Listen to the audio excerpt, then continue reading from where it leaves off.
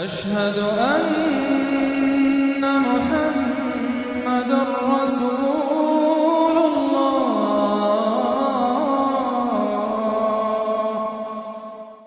اب اس کے بعد آ گئی ہے سورہ احزاب. 8 سورتیں مکی اب ختم ہو گئی. سورۃ الفرقان، سورۃ الشعراء، سورۃ النمل، سورۃ القصص، پھر سورۃ العنکبوت، سورۃ الروم، سورۃ لقمان اور سورۃ السجدہ. اب یہ سورت ہے واحد، اور یہ نوٹ کر لیجئے اچھی طرح، اس کا جوڑا ہے سورہ نور کے جو ہم پڑھ چکے ہیں.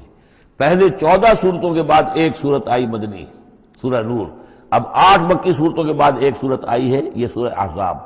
اور اتنی گہری مناسبت ان کے مضامین میں، معاشرتی احکام، زمانہ نزول کے اعتبار سے یہ 1 سال پہلے نازل ہوئی ہے سورہ نور سے. یہ سن 5 زمانہ نزول ہے، وہ سن 6 زمانہ نزول ہے. چنانچہ جو معاشرتی احکام آئے ہیں ان میں بھی آپ کو یہ ترتیب ملے گی کہ پردے کے ابتدائی احکام اس صورت میں آئے ہیں. اور پردے کے ابتدائی احکام سے مراد کیا ہے؟ گھر سے باہر نکلتے ہوئے عورت کو کیا کرنا ہے، مسلمان عورت کو کیا کرنا ہے، گھر سے باہر کا پردہ کیا ہے. لیکن گھر کے اندر جو پردہ ہے، سطر ہے اس کا ذکر جو ہے وہ یہ سورہ نور کے اندر تھا جو ہم پڑھ چکے ہیں. اس کے محرم کون کون ہیں، گھر میں کون آ سکتا ہے، باقی سب جو ہے نامحرم. وہ گھروں میں ہمارا جو نظام بنا تھا کہ بیٹھک باہر ہوتی تھی، جو بھی مہمان آیا ہے، کوئی آیا باہر ٹھہرے گا، اندر نہیں جائے گا. باہر کا ایک مردانہ حصہ ہے مکان کا، پھر وہ ایک ڈیوڑی ہوتی تھی، ڈیوڑی میں سے اندر پھر زنانہ ہے. خواتین آئیں گی تو اندر جائیں گی، باقی مرد جو ہے وہ باہر ٹھہریں گے، اندر نہیں جائیں گے. ہمارے یہاں کی وہ مکس جو ہے وہ معاشرت نہیں تھی، مخلوط معاشرت نہیں تھی. تو اس میں یہ ہے کہ جو نامحرم ہے وہ وہاں رہیں گے، باہر بیٹھک میں بیٹھیں گے، اور جو محرم ہے وہ اندر جا سکتا ہے. اس جو گھر کی خاتون ہے، خاتون خانہ ہے، اس کا بھائی ہے، اس کا بھتیجا ہے، اس کا بھانجا ہے، اس کے والد ہیں، اس کا چچا ہے، وہ ہے، ٹھیک ہے، وہ محرم ہے، وہ گھر کے اندر جا سکتے. یہ سارے احکام اس میں دیے گئے. سورہ نور کا اور سورہ احزاب کا ایک فرق یہ ہے کہ سورہ احزاب میں اگرچہ جنگ کے معاملے میں کچھ تذکرہ تو ہے، لیکن کسی جنگ کا وہاں پر ذکر موجود نہیں ہے. خلافت قائم کرنے کا معاملہ ہے، وہ آیا ہے کہ خلافت اب قائم ہوگی، لیکن خلافت کے قیام کے لیے جو اصل ٹرننگ پوائنٹ تھا وہ جنگ احزاب تھی، غزوہ احزاب. اس کا ذکر جو ہے وہ سورہ احزاب میں ہے. تو اس طریقے سے یہ دونوں صورتیں باہم بہت ہی ایک دوسرے سے مشابہ ہیں. اور جیسا کہ میں نے عرض کیا تھا، آیت نمبر 35 وہاں کی عظیم ترین آیت ہے. اللہ نور السماوات والارض مثل نورہ کمشکاۃ فیہا مصباح المصباح فی زجاجہ. یہ جو آیت ہے پوری، وہ عظیم ترین آیت ہے ایمان کی حقیقت پر. اور ٹھیک 35ویں آیت اس صورت کے اندر ہے کہ جب وہ ایمان حقیقی دل میں پیدا ہو جاتا ہے تو انسان کی شخصیت میں کیا اوصاف پیدا ہوتے ہیں. وہ 10 اوصاف مردوں اور عورتوں کے ذمن میں دوہرا کر آئے ہیں، وہ اس سورہ مبارکہ میں نمبر 35 آیت وہی ہے. اس میں ایک خاص بات نوٹ کیجئے کہ اگرچہ اس کے جو 2 رکوع ہیں، دوسرا اور تیسرا، وہ ایک ہیں اپنے مضمون میں، اور اس کے اندر غزوہ احزاب کا تذکرہ ہے. پہلا رکوع جو ہے وہ پھر چوتھے کے ساتھ جا کر ملے گا، جیسے کہ ہم نے دیکھا تھا سورہ توبہ کے اندر بھی کہ پہلا رکوع پھر چوتھے کے ساتھ جا کر ملتا تھا. اس کے مضامین جو ہے اس کے ساتھ ملتے تھے. درمیان میں جو ہے 2 رکوع آ گئے تھے کہ جو 1 سال پہلے نازل ہوئے، جو کہ یعنی فتح مکہ سے پہلے نازل ہوئے. لیکن اس کے بعد وہ جو نازل ہوئے ہیں سن 9 کے اندر، اس کے اندر جو ہے وہ پہلا رکوع کی 6 آیات، اور اس کے بعد پھر چوتھا اور 5واں رکوع ہے. بالکل وہی آپ کو ترتیب یہاں ملے گی. اس لیے کہ قرآن کا اسلوب یہ ہے کہ خاص جو موضوع ہوتا ہے کسی صورت کا، اس سے متعلق آیات کو پہلے نکال کر رکھ دیتے ہیں. جیسے سورہ انفال میں بھی ہم نے دیکھا، یسألونک عن الانفال قل الانفال للہ والرسول، اگرچہ وہاں پھر بات کو چھوڑ دیا گیا، پھر جا کر وہ صورت کے وسط میں مضمون آ رہا ہے. اس میں ایک خاص جو مضمون آیا ہے وہ یہ ہے کہ حضور صلی اللہ علیہ وسلم نے جو شادی کی حضرت زینب سے رضی اللہ تعالی عنہا، حالانکہ حضرت زینب جو ہے اس سے پہلے حضور ہی کی فرمائش پر ان کی شادی کی گئی تھی حضرت زید ابن حارثہ سے. زید ابن حارثہ رضی اللہ تعالیٰ عنہ حضور کے غلام تھے، اور حضور نے انہیں آزاد کر کے اپنا بیٹا بنا لیا تھا. تو محبت بہت تھی حضور کو حضرت زید ابن حارثہ سے. لیکن یہ ہے کہ ایک تو منہ بولا بیٹے کی کا قرآن میں نفی آ گئی کہ منہ بولے بیٹے کی کوئی حیثیت نہیں ہے. اسلام میں اس کی کوئی قانونی اور شریعت کے اندر اس کا کوئی مقام نہیں. بیٹا تو وہی ہے کہ جو آپ کے صلب سے ہے.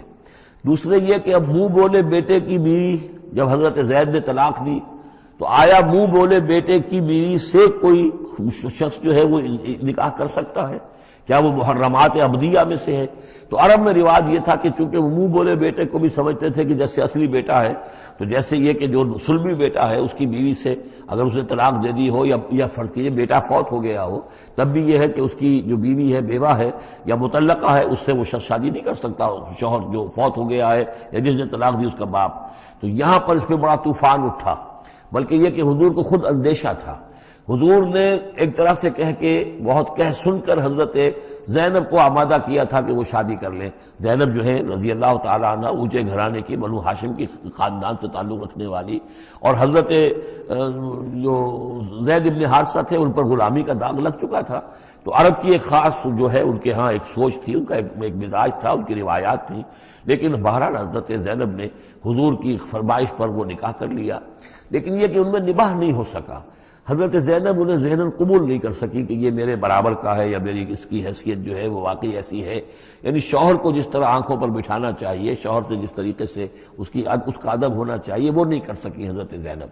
لہذا حضرت زید بن حارثہ جو ہے متواتر کہتے رہتے تھے کہ حضور ہمارا معاملہ ٹھیک نہیں چل رہا ہے، مجھے اجازت دیجیے کہ میں ان کو طلاق دے دوں۔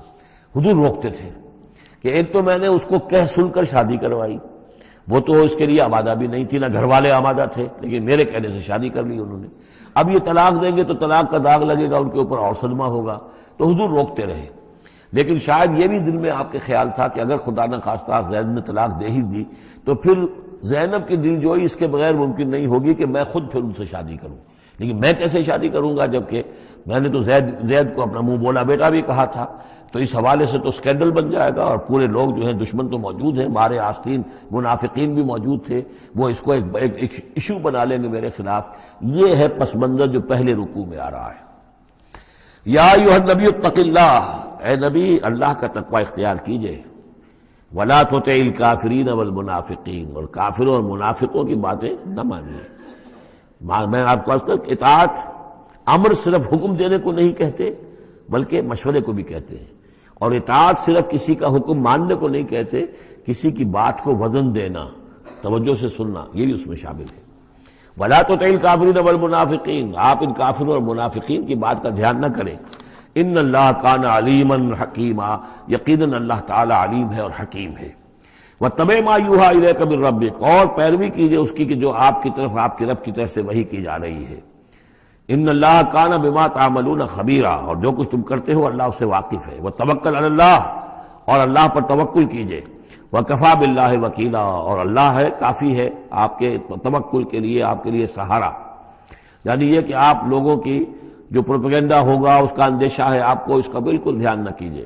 ما جعل اللہ للرجل من قلبین فی جوفہ، اللہ تعالیٰ نے کسی انسان کے دل میں دو دل نہیں رکھے، کسی کے سینے میں، کسی کے پیٹ میں، یہاں پہ جوف جو ہے خالی جگہ کو کہتے ہیں، تو سینے کے اندر، کیونکہ یہ کیویٹی کہلاتی ہے، چیسٹ کیویٹی، اور پھر دوسری جو ہے ایبڈومینل کیویٹی ہے، تو اس میں دو دل نہیں رکھے ہیں، مطلب دل ایک ہی ہوتا ہے۔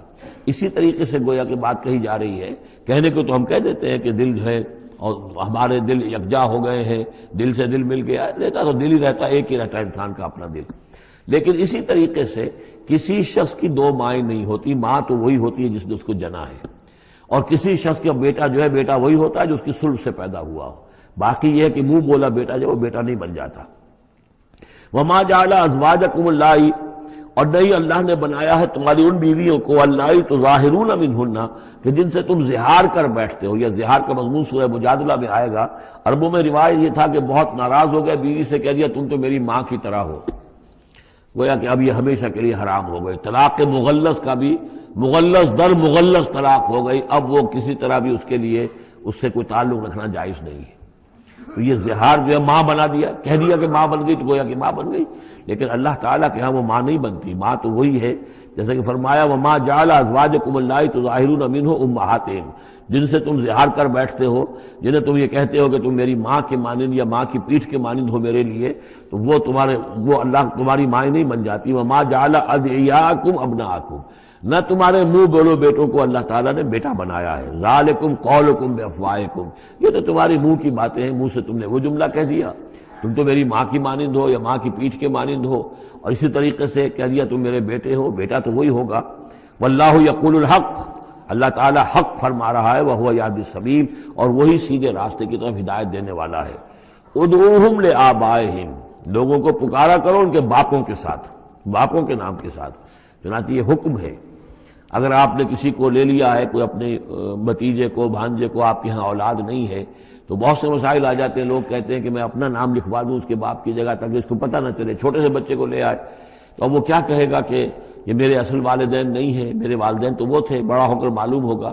تو ایک یہی سمجھیے کہ سائیکولوجیکل شوق جو پہنچتا ہے، اس سے بچانے کے لیے بعض لوگ سوچتے ہیں کہ ہم اپنا ہی نام درج کروا دیں وہاں پر اور اس کا نام ولدیت اسی کی، لیکن نہیں، یہ حرام مطلق ہے۔ قرآن مجید کا یہ صاف حکم ہے، قول یہ ادعوہم لآبائہم، ان کو پکارو ان کے نام، ان کے باپوں کے نام کے حوالے سے۔ اسی لیے پہلے حضرت زید کو لوگ کہتے تھے زید ابن محمد، اس لیے کہ حضور نے انہیں اپنا بنایا ہوا تھا متبنہ، اور وہ بولا بیٹا۔ یہ آیتیں جب نازل ہوئی تو پھر اب وہ رہ گئے زید ابن حارثہ، دوبارہ وہ زید ابن محمد اب نہیں رہے۔ ادعوہم لآبائہم هو اقسط عند اللہ، یہی زیادہ مبنی بر انصاف ہے اللہ کے نزدیک۔ فإن لم تعلموا آباءهم فإخوانكم في الدین، اور اگر تم جانتے نہیں ان کے باپ کو، کہیں کوئی بچہ جو ہے، چھوٹا سا بچہ کہیں مل گیا ہے، معلوم نہیں، نہ اس کو ہوش تھا، ایسا ہوا ہے، پارٹیشن کے وقت بہت ہوا ہے، پوری گاڑی جو ہے آ رہی تھی، سب کے سب جو ہے وہ قتل کر دیے گئے، کوئی بچہ کہیں پر زندہ مل گیا ہے، اور ایسے لوگ، ان سے ملاقات بھی ہوئی ہے ایک صاحب سے لاہور میں، اب ان کو کسی نے لے کر پال لیا ہے، ٹھیک ہے، لیکن یہ کہ اگر اب معلوم نہیں کہ ان کے باپ کا نام کیا ہے، کوئی نہیں جانتا، نہیں ہے اگر تم اس کے باپ کا نام نہیں جانتے، فَإِن لَمْ تَعْلَمُوا آبَاءَهُمْ فَإِخْوَانُكُمْ فِي الدِّينِ وَمَوَالِيكُمْ، وہ تمہارے دینی بھائی شمار ہوں گے اور وہ تمہارے رفیق ہیں، تمہارے موالی ہیں۔ وَلَيْسَ عَلَيْكُمْ جُنَاحٌ فِيمَا أَخْطَأْتُمْ بِهِ، لیکن جو کوئی تم سے اب تک کوئی غلطی ہو گئی ہے یا غلطی ہو جائے تو اللہ تعالیٰ تمہیں پکڑے گا نہیں۔ وَلَكِن مَا تَعَمَّدَتْ قُلُوبُكُمْ، لیکن جو بھی کچھ تم اپنے دلوں سے پورے ارادے کے ساتھ کرو گے تو اس پر یقیناً اللہ تعالیٰ جو ہے حساب لے گا۔ وَكَانَ اللَّهُ غَفُورًا رَحِيمًا، اور یقیناً اللہ غفور الرحیم ہے، بخشنے والا اور مہربان۔ النبی اولیٰ بالمؤمنین من انفسہم، یقیناً نبی جو ہے اہل ایمان کے لیے ان کی اپنی جانوں سے زیادہ محبوب ہونا چاہیے، زیادہ جو ہے حقدار ہے کہ وہ اپنی جانوں سے زیادہ حضور کی جان کی فکر کریں، حضور کی جان سے محبت رکھیں۔ وَأَزْوَاجُهُ أُمَّهَاتُهُمْ، اس میں یہ ہے کہ یہاں پر یوں سمجھیے کہ گویا کہ محذوف یہ ہے کہ وَهُوَ أَبٌ لَهُمْ، یعنی حضور جو ہے، رسول جو ہے وہ ان کے لیے بمنزلہ باپ ہے۔ اس کے لیے ایک حدیث بھی موجود ہے کہ میرا مقام تم سب کے والد کی حیثیت سے، جیسے کہ فرمایا گیا ازواجہ امہاتہم، ابھی آ رہا ہے کہ اس کی جو بیویاں ہیں نبی کی وہ تمام مسلمانوں کی مائیں ہیں۔ اسی لیے ہم ام المومنین حضرت عائشہ، ام المومنین حضرت خدیجہ الکبریٰ، ام المومنین حضرت صفیہ، تو یہ تمام جو ہے صفیہ ہیں، تو یہ سب کی سب جو ہے ام المومنین ہیں۔ تو النبی اولیٰ بالمؤمنین من انفسہم وہو اب لہم، ان کے لیے باپ کے درجے میں ہے، بلکہ یہ کہ یہ بعض جو ابتدائی قاری تھے وہ تو اس کے ساتھ پڑھتے بھی تھے اس کو۔ وازواجہ امہاتہم، اور اس کی بیویاں جو ہے وہ ان کی ماؤں کا درجہ رکھتی ہیں۔ واولو الارحام بعضهم اولیٰ ببعض فی کتاب اللہ، باقی یہ ہے کہ جو رحمی رشتے ہیں، جو سگے بہن بھائی ہیں، رحمی جن کے رشتے ہیں، وہ اللہ کی کتاب میں، شریعت میں وہ ایک دوسرے سے قریب تر ہیں۔ یہ الفاظ آ چکے ہیں سورہ انفال کی بھی آخری آیت کہ یہ اپنے بھائیوں کے ساتھ جو بھی بھلا سلوک کرو۔ انصاری اور مہاجر بھائی بن گئے تھے، انہوں نے اپنی زندگی میں اپنے گھر تقسیم کر دیے یا اپنی دکانیں تقسیم کر دی، وہ ٹھیک ہے، زندگی میں جو بھی تم چاہو، الا ان تفعلوا الی اولیاءکم، تم اپنے بندوں کے ساتھ جو خیر بھی کرنا چاہو اپنے بھائیوں اور دوستوں کے ساتھ کرو، لیکن وراثت میں ظاہر بات ہے منہ بولے بھائی کا کوئی حصہ نہیں، منہ بولا بیٹے کا کوئی حصہ نہیں۔ اور وہ جو بنا دیے گئے تھے انصاری اور مہاجر آپس میں بھائی، وہ بھائی چارہ جو ہے وہ بھی وراثت کے اندر نہیں چلے گا، وراثت جو ہے وہ تو جو اصل رحمی رشتے ہیں انہی میں ہے۔ وَأُولُو الْأَرْحَامِ بَعْضُهُمْ أَوْلَىٰ بِبَعْضٍ فِي كِتَابِ اللَّهِ مِنَ الْمُؤْمِنِينَ وَالْمُهَاجِرِينَ، اہل ایمان اور مہاجرین ان سب کا معاملہ یہی ہے۔ إِلَّا أَن تَفْعَلُوا إِلَىٰ أَوْلِيَائِكُمْ مَعْرُوفًا، ہاں تم اپنے دوستوں کے ساتھ کوئی نیک سلوک کرو، بھلائی کرو، ان کو کچھ اپنے زندگی کے اندر تم اگر کچھ ہبہ کرنا چاہتے ہو ہبہ کر سکتے ہو، یہ سارے کام ہو سکتے ہیں، لیکن قانون اور شریعت اور وراثت اس میں ان کا کوئی حصہ نہیں۔ کان ذالک فی الکتاب مستورا، یہ تمام چیزیں جو ہے کتاب میں پہلے سے لکھی ہوئی ہیں، اس لیے بھی کہ یہ چیزیں جو آ چکی ہیں، اول تو یہ کہ تورات میں بھی ہوں گی، لیکن سورہ نساء میں بھی یہ باتیں آ چکی ہیں، اسی طریقے سے سورہ انفال میں بھی آ چکی ہیں۔ وَإِذْ أَخَذْنَا مِنَ النَّبِيِّينَ مِيثَاقَهُمْ، اور ذرا یاد کرو جب کہ ہم نے لیا تھا انبیاء سے ایک میثاق، یہ آل عمران میں ہم پڑھ چکے ہیں، 81 اور 82 نمبر 81 82 آیات ہیں یہ، اس میں ہم نے میثاق لیا تھا، میثاق النبیین ومنک ومن نوح، آپ سے بھی لیا تھا اور نوح سے بھی لیا تھا، وابراہیم وموسیٰ وعیسیٰ ابن مریم، اور ابراہیم سے اور موسیٰ سے اور عیسیٰ ابن مریم سے، واخذنا منہم میثاقا غلیظا، اور ان سب سے ہم نے بڑا گہرا قول و قرار لیا تھا، میثاق لیا تھا۔ یہ ذکر ہو چکا ہے سورہ آل عمران میں۔ اور یہاں بھی نوٹ کیجئے، اگر ہم یہ نہ مانیں کہ یہ ارواح کا معاملہ ایک علیحدہ وجود ہے اور یہ پہلے پیدا کر دیے گئے تھے، تو میثاق کب لیا گیا؟ ان سب کو کیسے جمع کیا گیا؟ وہ تو ایک میثاق الست جو ہے تمام ارواح سے لیا گیا، الست بربکم۔ پھر ان میں سے جو وہ تھے جنہیں نبوت ملنے والی تھی، روح محمدی بھی موجود تھی اور روح ابراہیم بھی تھی، روح عیسیٰ بھی تھی، یہ ساری ارواح تھی، ان سے پھر ایک ایڈیشنل جو میثاق لیا گیا۔ وہ ظاہر بات ہے کہ جب تک کہ آپ روحانی وجود کا علیحدہ سے ہونا اس کو تسلیم نہیں کرتے تو قرآن مجید کے یہ سارے مضامین جو ہیں پھر کہیں گے استعارہ ہے، تو استعارہ رہ جائے گا، پھر کوئی حقیقت ثابت نہیں رہے گی۔ لِيَسْأَلَ الصَّادِقِينَ عَنْ صِدْقِهِمْ، تاکہ اللہ تعالیٰ پوچھ لے سچوں سے ان کے سچ کے بارے میں، اور گویا کہ آگے محذوف ہے وَالْكَاذِبِينَ مِنْ كِذْبِهِمْ، اور جو جھوٹے ہیں ان سے ان کے جھوٹ کے بارے میں سوال کر لے، تاکہ اللہ تعالیٰ پوری طرح پوچھ گچھ کر لے سچوں سے ان کے سچ کے بارے میں۔ وَعَدَّ لِلْكَافِرِينَ عَذَابًا أَلِيمًا، اور یقیناً اس نے کافروں کے لیے ایک بہت دردناک عذاب تیار کیا ہوا ہے۔ یہ پہلا رکوع یہاں پر ختم ہو گیا، یہ 8 آیات کا ہے۔ اس کے بعد اب یہ مضمون چلے گا 2 رکوعوں کے بعد چل کر، دوسرے تیسرے کے بعد چوتھے رکوع کے ساتھ۔ ابھی یہ صرف اس کی تمہید ہے کہ اے نبی آپ ان کافروں کا اور منافقین کا کوئی اسکینڈل بن جائے گا، کوئی یہ ہو جائے گا، کوئی وہ ہو جائے گا، اس کو اپنے ذہن سے بالکل نکال دیجئے۔ جو اللہ کا حکم ہے اس کے اوپر عمل کیجئے۔ آپ کے لیے وہ نکاح کرنے میں قطعاً کوئی قباحت نہیں ہے، اور اللہ تعالیٰ نے تو گویا کہ آپ کو حکم دے دیا، اس لیے کہ وہ آ جائے گا کہ ہم نے تو وہ شادی آپ کی کر دی ہے، ہمارے حکم سے یہ حضرت زینب کے ساتھ آپ کا نکاح جو ہے طے پا چکا ہے۔ اس کے بعد 2 رکوع جو ہے ان میں ذکر ہو رہا ہے غزوہ احزاب کا۔ ہمارے پاس چند منٹ ہیں تو غزوہ احزاب کا جو تاریخی پس منظر ہے وہ میں بیان کر دیتا ہوں، باقی اس سے آگے ہم پڑھیں گے انشاءاللہ تعالی کل۔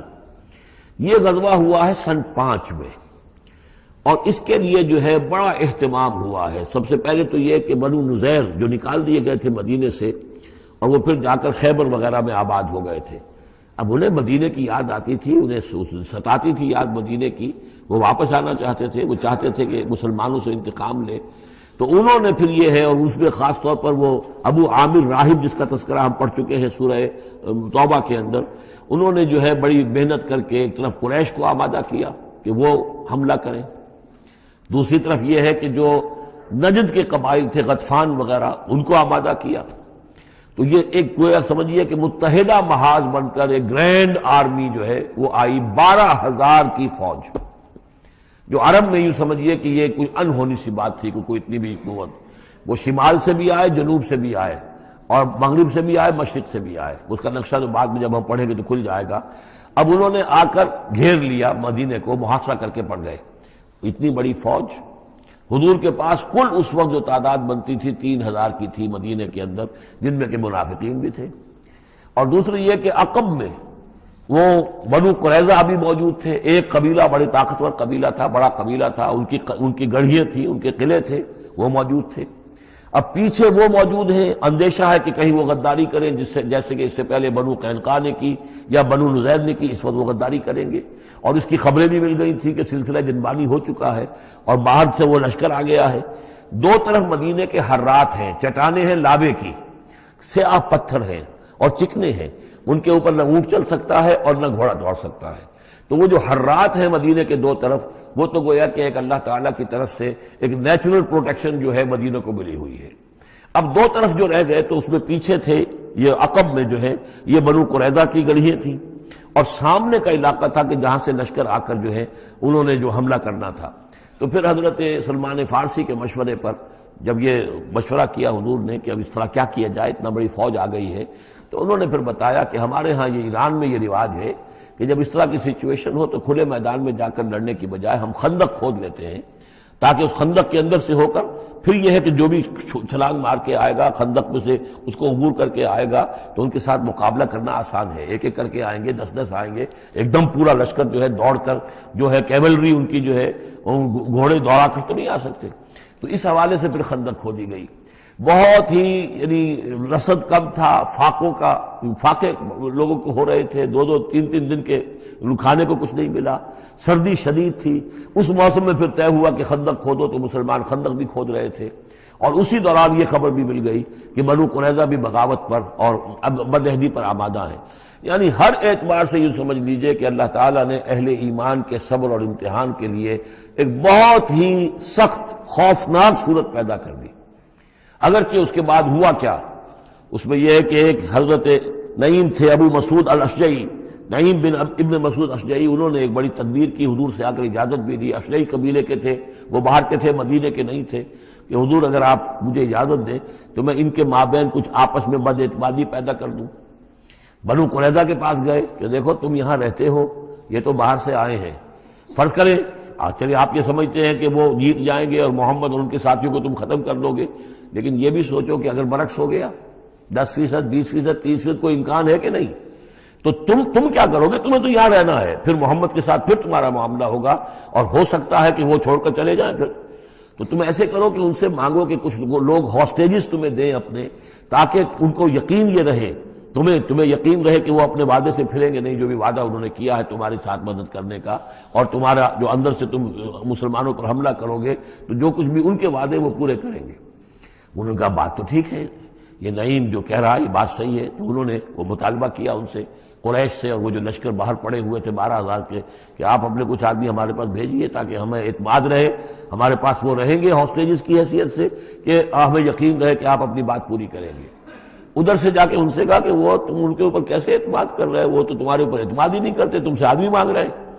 اور اس طریقے سے ان کے مابین جو ہے وہ ایک فرکشن پیدا کر دی، بد اعتمادی پیدا کر دی۔ ایک تو یہ تدبیر ہوئی، دوسرے یہ کہ سب سارے امتحان پورا ہو گیا اور دودھ کا دودھ پانی کا پانی جدا ہو گیا، اہل ایمان بھی ثابت ہو گئے، ثابت قدم یہ لوگ ہیں، اور منافقین کا بھی جو خب سے باطن تھا ان کی زبانوں پر آ گیا، اور معلوم ہو گیا کہ ان کے دلوں کے اندر نفاق ہے۔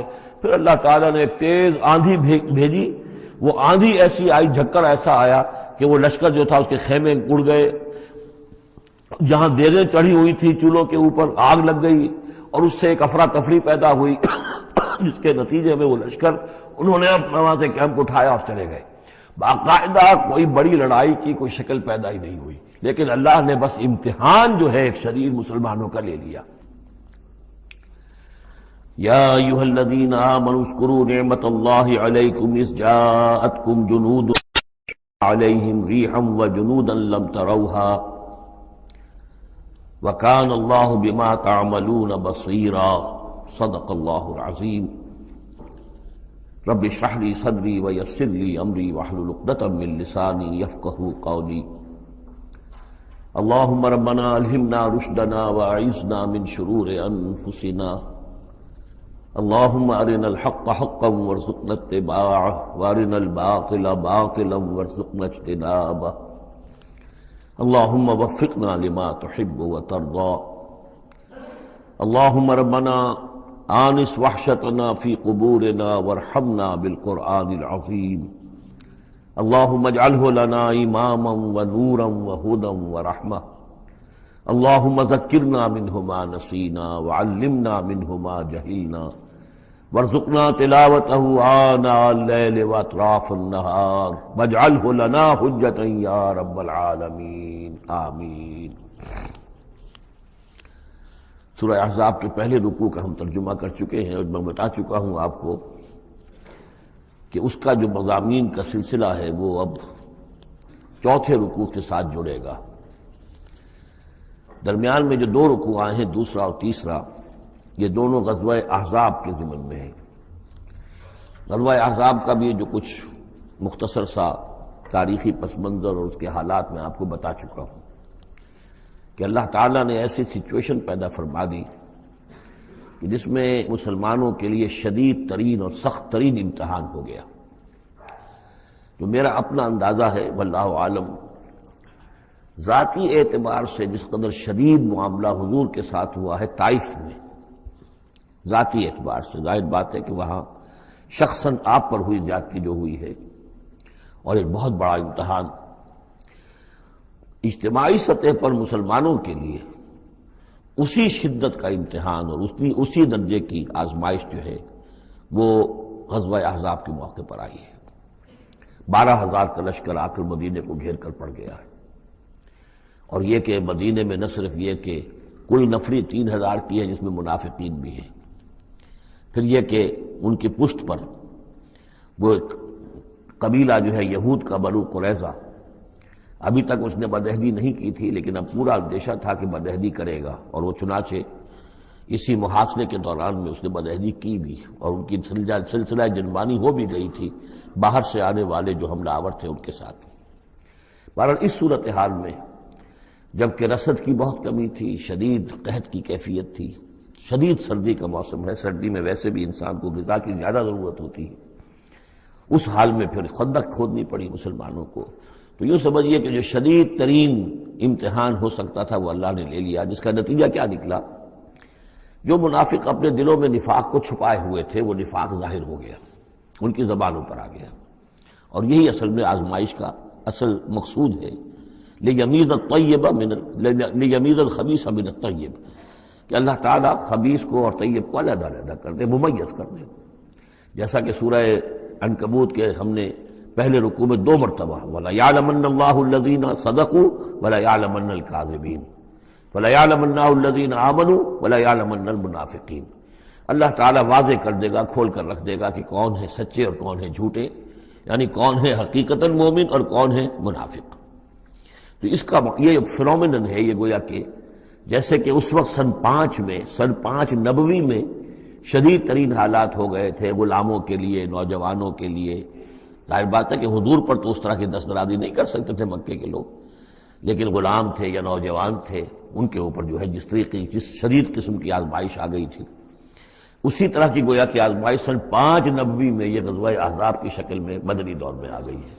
یہ 5 ہجری ہے، وہ 5 نبوی۔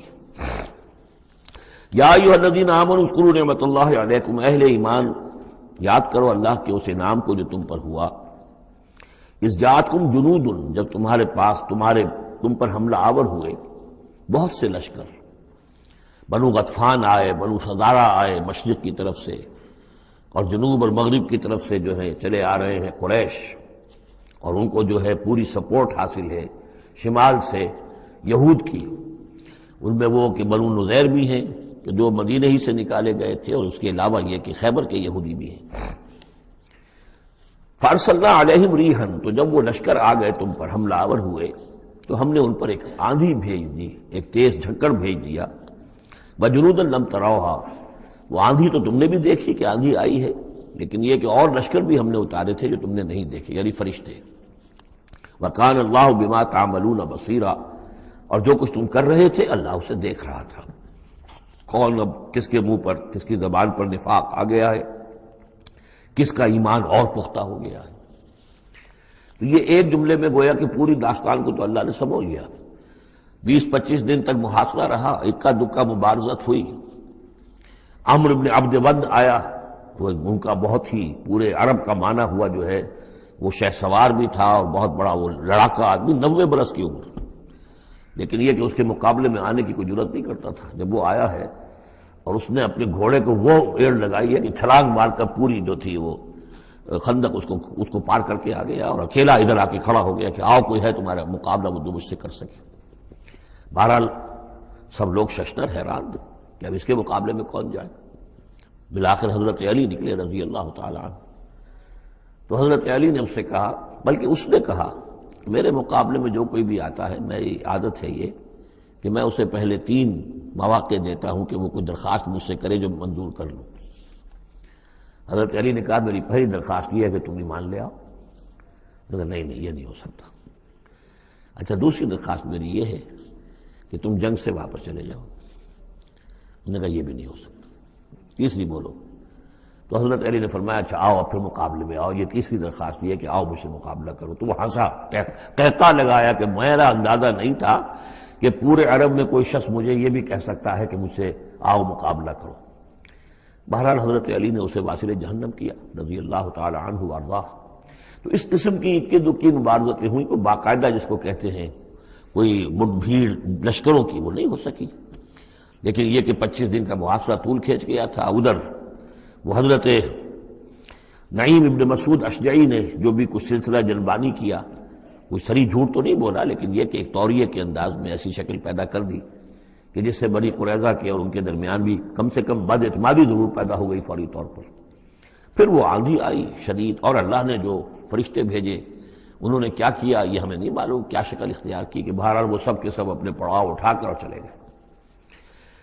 لیکن جو اس دوران صورت رہی ہے اس کا نقشہ کھینچا جا رہا ہے، اس جاؤکم من فوقکم ومن اسفل منکم، جبکہ وہ آئے لشکر تمہارے اوپر سے بھی تمہارے نیچے سے بھی۔ یہ جو جغرافیائی جو سلسلہ ہے عرب کا، میں نے کئی دفعہ آپ کو بتایا ہے کہ شمالاً جنوباً یہ جو حجاز کا پہاڑی سلسلہ چلتا ہے شمالاً جنوباً، اسی میں مکہ ہے، طائف ہے، مدینہ ہے، اسی کے آخر میں اوپر جا کر تبوک ہے۔ تو اس پہاڑی سلسلے اور ساحل کے درمیان ایک میدان ہے، یہ تہامہ کہلاتا ہے، تہامہ نیچے ہے، بہرحال میدان ہے وہ، تو اب پہاڑی سلسلہ آیا۔ پھر یہ کہیں 30 میل، کہیں 40، کہیں 50 میل چوڑا جو یہ پہاڑی سلسلہ، اس کے بعد جو آتا ہے وہ سطح مرتفع ہے، وہ اونچی سطح ہے، لیکن مرتفع اس میں پہاڑی سلسلہ نہیں ہے، سطح ہے۔ تو اس جاؤکم من فوقکم، تو گویا کہ جو ادھر سے آئے ہیں وہ اوپر سے آئے ہیں، جو مشرق سے آئے، بنو غطفان وغیرہ کے جو قبائل آئے، اور من اسفل منکم، نیچے سے جو تہامہ کی طرف سے ہو کر آئے ہیں وہ قریش کا لشکر جو ہے کہ جو مکے سے ہو کر آیا ہے۔ وَإِذْ زَاغَتِ الْأَبْصَارُ، اور جب کہ نگاہیں کج ہو گئی تھیں، جسے ہم کہتے ہیں کہ نگاہیں پتھرا گئی خوف کے مارے۔ وَبَلَغَتِ الْقُلُوبُ الْحَنَاجِرَ، اور جب دل جو ہے وہ حلق میں آ گئے تھے، ہنسلیوں میں آ کر پھنس گئے تھے۔ جب آدمی کے اوپر دہشت ہو تو اس طریقے سے معلوم ہوتا ہے، جسے ہم کہتے ہیں دل بلیوں اچھلنے لگا، تو معلوم ہوتا ہے جب دل کی دھڑکن تیز ہوتی ہے کہ شاید وہ نکل جائے گا یہاں سے۔ وَتَظُنُّونَ بِاللَّهِ الظُّنُونَ، اور تم پھر اللہ کے بارے میں بڑے طرح طرح کے گمان کر رہے تھے، اب دل میں تمہارے خیال آ رہے تھے۔ هُنَالِكَ ابْتُلِيَ الْمُؤْمِنُونَ، اس وقت اہل ایمان کا خوب امتحان لے لیا گیا، ابتلا خوب ہم نے کر لی، جانچ لیا، پرکھ لیا۔ وَزُلْزِلُوا زِلْزَالًا شَدِيدًا، اور وہ ہلا مارے گئے، جھنجھوڑ دیے گئے۔ وَإِذْ يَقُولُ الْمُنَافِقُونَ، اب نتیجہ کیا نکلا؟ جبکہ کہہ رہے تھے وہ منافق، وَالَّذِينَ فِي قُلُوبِهِم مَرَضٌ، اور جن کے دلوں میں روگ تھا، مَا وَعَدَنَا اللَّهُ وَرَسُولُهُ إِلَّا غُرُورًا، ہم سے اللہ اور اس کے رسول نے جو وعدے کیے تھے جھوٹے ثابت ہوئے، ہمیں سبز باغ دکھا کے مروا دیا اللہ نے اور اس کے رسول نے۔ ہم سے کہا تھا کیسر و کسریٰ کی سلطنتیں تمہارے قلبوں میں آئیں گی، ہم سے کہا تھا اللہ کی مدد آئے گی، یہ کہاں اللہ کی مدد آئی؟ بعض منافقین نے کہا ہمارا حال تو یہ کہ ہم قضاء حاجت کے لیے باہر نہیں جا سکتے، ہم مدینے کے اندر محصور ہو گئے ہیں۔ ظاہر بات ہے کہ سینیٹیشن کا بھی کوئی نظام نہیں تھا، کس قدر وہاں پر اس سے ایک مسئلہ پیدا ہو چکا ہو، باہر نکل نہیں سکتے بالکل، تو قضاء حاجت وغیرہ بھی وہی ہو رہی ہے۔ یہ ان کے منہ پر جو ہے، ان کی زبانوں پر جو اندر کا خبث تھا، اندر کی گندگی تھی، زبانوں پر آ گئی۔ ما وعدنا اللہ ورسولہ الا غرورا، نہیں وعدہ کیا تھا ہم سے اللہ اور اس کے رسول نے مگر جھوٹا، دھوکے کا وعدہ۔ وَإِذْ قَالَتْ طَائِفَةٌ مِّنْهُمْ يَا أَهْلَ يَثْرِبَ، اور جبکہ ان میں سے ایک گروہ یہاں تک کہہ رہا تھا اے یثرب والو، لا مقام لکم فارجعوا، اب تمہارا کوئی ٹھکانہ نہیں ہے، لوٹ جاؤ یہاں سے، کہاں تم مقابلہ کر سکتے ہو، یہ 12,000 کا لشکر آ گیا، کوئی ممکن ہے، کوئی امکان تمہیں نظر آتا ہے تو کسی طریقے سے کہیں سے بھاگنے کے لیے راستہ تلاش کرو۔ وَيَسْتَأْذِنُ فَرِيقٌ مِّنْهُمْ النَّبِيَّ، اور ان میں سے ایک گروہ جو ہے آ کر نبی سے اجازت طلب کر رہا تھا، یقولون ان بیوتنا عورا، اور وہ کہہ رہا تھا کہ ہمارے تو گھر کھلے پڑے ہوئے ہیں، یعنی گھروں کو اندیشہ ہے، گھروں کے اوپر پیچھے سے بنو قریظہ کے لوگ حملہ آور ہو جائیں، ہماری عورتیں وغیرہ جو ہم نے چند حویلیوں کے اندر جن کو جمع کیا ہے، آپ نے یہی کیا تھا حضور نے صلی اللہ علیہ وسلم، خواتین کو بچوں کو ایک ایسی جگہ پر کہ جہاں وہ وسطی علاقہ تھا مدینے کا، اور وہاں بڑی کوئی حویلی تھی اس میں جمع کر دیا تھا، تو اب وہ تو ہمیں تو اندیشہ ہے، ہمارے گھر خالی پڑے ہوئے ہیں، اس کے اوپر حملہ ہو سکتا ہے۔ وما ہی اب عورا، حالانکہ وہ نہیں کھلے پڑے ہوئے تھے، اللہ تعالیٰ نے اور اللہ کے رسول نے پہرے وغیرہ کا بندوبست کیا ہوا تھا۔ ان یریدون الا فرارا، حقیقت میں وہ فرار چاہتے تھے، بھاگنا چاہتے تھے، یہ تو بہانہ تھا جو بنا رہے تھے، اصل میں جنگ سے پیٹھ دکھا کر بھاگنا مقصود تھا۔ وَلَوْ دُخِلَتْ عَلَيْهِمْ مِنْ أَقْطَارِهَا، اور اگر کہیں داخلہ ہو ہی گیا ہوتا دشمن کا اس مدینے کے اندر اس کے چاروں طرف سے، ثُمَّ يُسْئِلُ الْفِتْنَةَ، اور پھر ان سے مطالبہ کیا جاتا فتنے کا، یعنی ارتداد کا۔ اگر یہ مشرکین کی فوجیں جو ہے کہیں خدا نخواستہ مدینے میں داخل ہو جاتی اور اب وہ کہتی کہ یا تو مرتد ہو جاؤ اور یا ہم تمہیں قتل کرتے ہیں، تو وہ ما تلبسوا الا لآتوها، وہ اس فتنے کو قبول کر لیتے مرتد ہو جاتے، وما تلبسوا بها الا یسیرا، اور تھوڑی سی دیر بھی نہ لگاتے، بہت ہی تھوڑا سا وقفہ، یعنی وہ ایمان ان کے دلوں میں اس کی جڑیں گہری تھی نہیں، تو وہ مرتد ہونے کے لیے تیار تھے۔ وَلَقَدْ كَانُوا عَاهَدُوا اللَّهِ مِنْ قَبْلُ، حالانکہ چونکہ وہ مسلمان تھے تو انہوں نے عہد کیا تھا اللہ سے اس سے قبل، لا یولون الادبار، کہ وہ کبھی پیٹھ نہیں دکھائیں گے، جب بھی حق و باطل کا مقابلہ ہوگا پیٹھ نہیں دکھائیں گے۔ وَكَانَ عَهْدُ اللَّهِ مَسْئُولًا، اور یقیناً اللہ کے ساتھ جو عہد کیا گیا اور پھر اس کے بارے میں باز پرس ہوتی ہے کہ وہ عہد پورا کیا گیا یا نہیں کیا گیا۔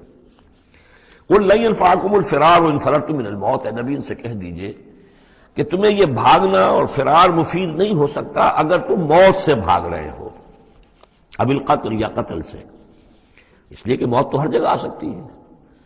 وَإِذًا لَّا تُمَتَّعُونَ إِلَّا قَلِيلًا، اور آج موت نہ آئی، فرض کیجئے اس موقع پر نہ آئی، تب بھی آخر دنیا میں کوئی سامان رسنے بسنے کا جو ہے رہنے کا وہ آخر لامحدود تو نہیں ہے۔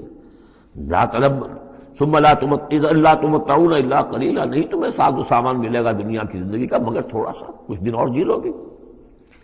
قل من ذا الذی یعصمکم من اللہ، ان سے پوچھئے کون ہے وہ جو تمہیں اللہ سے بچا سکے، ان اراد بکم سوءا، اگر اللہ ہی نے فیصلہ کر لیا ہو تمہارے بارے میں کسی بری چیز کا، او اراد بکم رحمہ، اور اگر اللہ نے رحمت کا فیصلہ کیا ہو تو کون ہے جو اس کی رحمت کے آڑے آ سکے۔ ولا یجدون لهم من دون اللہ ولیا ولا نصیرا، اور یہ نہیں پائیں گے اللہ کے مقابلے میں نہ کوئی ولی حمایتی اور نہ مددگار۔ قد یعلم اللہ المعوقین منکم، تم میں سے اے نام نہاد مسلمانوں، اے منافقوں، ہمیں خوب معلوم ہے، اللہ کو خوب معلوم ہے کہ کون ان میں سے روکتے ہیں دوسروں کو کہ مت جاؤ، محاذ پر مت جاؤ۔ جیسا کہ میں بتا چکا ہوں کہ دو طرف تو حرات تھے، ادھر سے حفاظت تھی، پیچھے بنو قریظہ تھے، چونکہ وہ معاہد تھے، ان سے معاہدہ تو موجود تھا، لہذا اس اعتبار سے بظاہر وہ بھی محفوظ تھا، ادھر سے حملہ نہیں ہو سکتا تھا، اگرچہ اندیشہ ہر وقت تھا کہ کبھی وہ بھی دغا دیں تو پھر یہ ہے کہ چکی کے دو پارٹوں کے درمیان مسلمان آ جائیں گے۔ لیکن جو سامنے کا علاقہ تھا وہاں وہ خندق جو ہے کھود دی گئی، اور خندق سے ادھر جو ہے وہ مسلمان مورچہ لگا کے بیٹھے ہوئے، تو اب اس جو بھی وہ محاذ بنتا تھا اس پر کوئی نہیں جاتا تھا، روکتے تھے ادھر مت جاؤ، کہاں جا رہے ہو۔ قد یعلم اللہ المعوقین منکم، تم میں سے جو لوگ روکتے ہیں دوسروں کو، والقائلین لاخوانہم ہلم الینا، اور جو کہتے ہیں اپنے بھائیوں سے آؤ ہماری طرف آؤ، گھروں میں گھس جاؤ، چھپ جاؤ، تمہارا جو ہے کہیں نام و نشان نہ رہے، کہاں جا رہے ہو موت کے منہ میں۔ ولا یاتون الباس الا قلیلا، اور وہ نہیں آتے، حاضر نہیں ہوتے جنگ میں، یعنی میدان جنگ میں جہاں پر کہ فوجوں کا پڑاؤ ہے، آمنے سامنے کا معاملہ، مگر کبھی کسی وقت۔ شاذ اشیحۃ علیکم، اے مسلمانوں یہ تمہارے حق میں بہت بخیل ہے، کوئی خیر نہیں چاہتے تمہارے لیے، یہ خیر خواہ نہیں ہے، تمہارے بدخواہ ہے۔ فَإِذَا جَاءَ الْخَوْفُ رَأَيْتَهُمْ، اور جب خوف اگر چلا جائے، یہ لشکر چلے جائیں، یہ خوف کی کیفیت ختم ہو جائے، رَأَيْتَهُمْ يَنظُرُونَ، اذا جاء الخوف، جب خوف آتا ہے، خوف کی کیفیت پیدا ہو جاتی ہے، خوفناک صورتحال، رَأَيْتَهُمْ يَنظُرُونَ إِلَيْكَ، تو اے نبی آپ ان کو دیکھتے ہیں کہ آپ کی طرف ایسے دیکھ رہے ہوتے ہیں، تدور اعینہم کالذی یغشی علیہ من الموت، کہ ان کی آنکھیں ایسی پھرتی ہیں جیسے کہ اس شخص کی آنکھ پھرا کرتی ہے کہ جس پر موت کی غشی طاری ہو رہی ہو، کیونکہ اب مرحلہ آ گیا خطرے کا، پھر جنگ ہے، پھر جانا پڑے گا، پھر وہی ساری صورتحال، سارے اندیشے، سارے خطرات، تو گویا کہ ان کو موت کی غشی اور نزع کی کیفیت میں جو ہوتی ہے، آنکھیں جس طرح کے پتھرا جاتی ہیں یا پھرتی ہیں، اس طریقے سے تدور اعینہم کالذی یغشی علیہ من الموت۔ فاذا ذهب الخوف، اور جب خوف چلا جائے، ختم ہو جائے، یعنی وہ صورتحال جیسے کہ بعد میں ہو گئی کہ چلے گئے لشکر، جب چلے گئے تو اب ان کا طریقہ کار کیا ہے؟ وَإِذَا ذَهَبَ الْخَوْفُ سَلَقُوكُمْ بِأَلْسِنَةٍ حِدَادٍ، اب وہ تم پر پل پڑتے ہیں اپنی لوہے کی زبانوں کے ساتھ، یعنی زبانیں قینچیوں کی طرح چلنی شروع ہو جاتی ہیں، مسلمانوں پر تنقید بھی ہے، اپنے ایمان کا اظہار بھی ہے، چرب زبانی بھی ہے، تو حداد لوہے کی جیسے ان کی زبانیں لوہے کی ہوں، تو ہمارے محاورے میں قینچی کی طرح زبان کا چلنا۔ سلق جو ہے عربی محاورے میں، عربی لغت میں آتا ہے بسطن بقہر اما بالید او باللسان، کسی کے پر حملہ آور ہونا یا ہاتھ سے یا زبان سے۔ تو سلقوکم بألسنۃ حداد اشیحۃ علی الخیر، اور پھر جو بھی کوئی مال غنیمت ہوگا اس کے اوپر یہ ایسے ہوں گے، جھکے پڑیں گے کہ مال سارا ہمیں ہی مل جائے۔ اولئک لم یؤمنوا، یہ وہ لوگ ہیں کہ جو حقیقتاً ایمان نہیں لائے۔ فاحبط اللہ اعمالہم، تو اے نبی انہوں نے اس کیفیت میں جو بھی کوئی نیکیاں کی ہیں بظاہر نیکیاں، آپ کے امامت میں نمازیں بھی تو پڑھی ہیں نا انہوں نے، آخر مدینہ منورہ میں وہ نمازیں پڑھتے تھے منافق، کس کی امامت میں؟ محمد رسول اللہ کی امامت میں، کس مسجد میں؟ مسجد نبوی میں، لیکن ان کے سارے اعمال حبط ہو گئے، فاحبط اللہ اعمالهم، اللہ نے ان کے تمام اعمال اکارت کر دی۔ وَكَانَ ذَلِكَ عَلَى اللَّهِ يَسِيرًا، اور یہ چیز اللہ پر بہت آسان ہے۔ يَحْسَبُونَ الْأَحْزَابَ لَمْ يَذْهَبُوا، جبکہ جا چکے ہیں لشکر، ان کا حال یہ ہے کہ ان کے اوپر ابھی تک خوف طاری ہے، جیسے ہوتا ہے کہ کسی بڑے حادثے کے بعد بھی بہت دیر تک اعصاب کے اوپر جو ہے وہ ایک طرح کی کپ کپی طاری رہتی ہے، انسان کے سنسناہٹ سی رہتی ہے، اتنا بڑا حادثہ ہوا ہے۔ يَحْسَبُونَ الْأَحْزَابَ لَمْ يَذْهَبُوا، یہ سمجھتے ہیں کہ وہ گئے نہیں ہیں، کہیں ادھر چھپ گئے ہوں، کہیں پھر دوبارہ آ رہے ہوں، کہیں حملہ دوبارہ تو نہیں کر رہے ہیں، یہ کوئی ان کے ٹیکٹیکل موو تو نہیں تھی کہ ذرا پیچھے ہٹ کے پھر حملہ آور کریں۔ يَحْسَبُونَ الْأَحْزَابَ لَمْ يَذْهَبُوا، یہ سمجھتے ہیں کہ وہ لشکر گئے نہیں ہیں۔ وَإِن يَأْتِ الْأَحْزَابُ، اور اگر کہیں دوبارہ وہ لشکر جو ہیں وہ فوجیں جو ہیں دوبارہ کہیں حملہ آور ہو جائیں، يَوَدُّوا لَوْ أَنَّهُمْ بَادُونَ فِي الْأَعْرَابِ، تو ان کی بڑی خواہش ہوگی کاش کہ ہم مدینے کو چھوڑ کر کہیں ریگستانوں میں چلے گئے ہوتے، اور کہیں نخلستانوں میں جا کر آراب کی حیثیت کے ساتھ ہم ان کے ساتھ چلے گئے ہوتے، بادیہ نشینوں کے پاس، یسألونک عن انبائکم، اور وہاں سے اے مسلمانوں تمہاری خبریں معلوم کرتے رہتے۔ اب کیا ہوا؟ اونٹ کس کروٹ بیٹھا؟ وَلَوْ كَانُوا فِيكُمْ مَا قَاتَلُوا إِلَّا قَلِيلًا، اور اگر یہ تمہارے درمیان موجود بھی رہے تو قتال میں تو حصہ نہیں وہ لیتے مگر شاس دکھانے کے لیے، کھانا پوری جسے ہم کہتے ہیں۔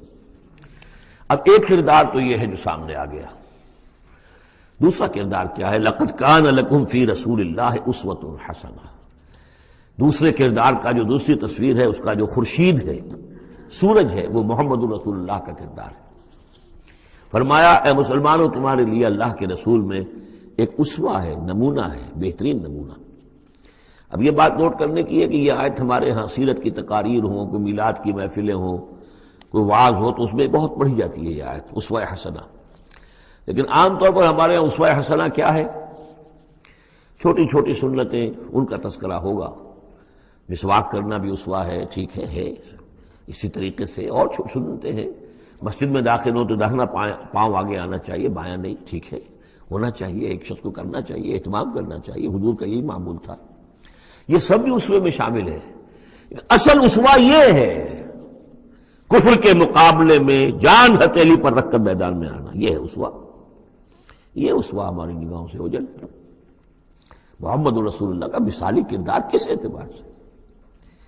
جب بھوک تھی شدید، حضور کو بھی بھوک تھی اور فاقہ تھا۔ جب صحابہ نے آ کے شکایت کی کہ حضور ناقابل برداشت ہو گئی ہے یہ بھوک، دیکھیے ہم نے اپنے پیٹوں پر پتھر باندھے ہوئے ہیں تاکہ یہ کہ معدے کو وہ جو ہنگر کنٹریکشنز ہوتی ہیں وہ نہ ہو، اس کو کم سے کم جھوٹا ہی صحیح ایک دلاسا ہو کہ کچھ بوجھ ہے میرے اوپر، وہ بوجھ چاہے پتھر کا ہو، کھانے کا نہ ہو، یہ سب پتھر باندھے ہوئے، کمر دوہری نہ ہو جائے ہماری۔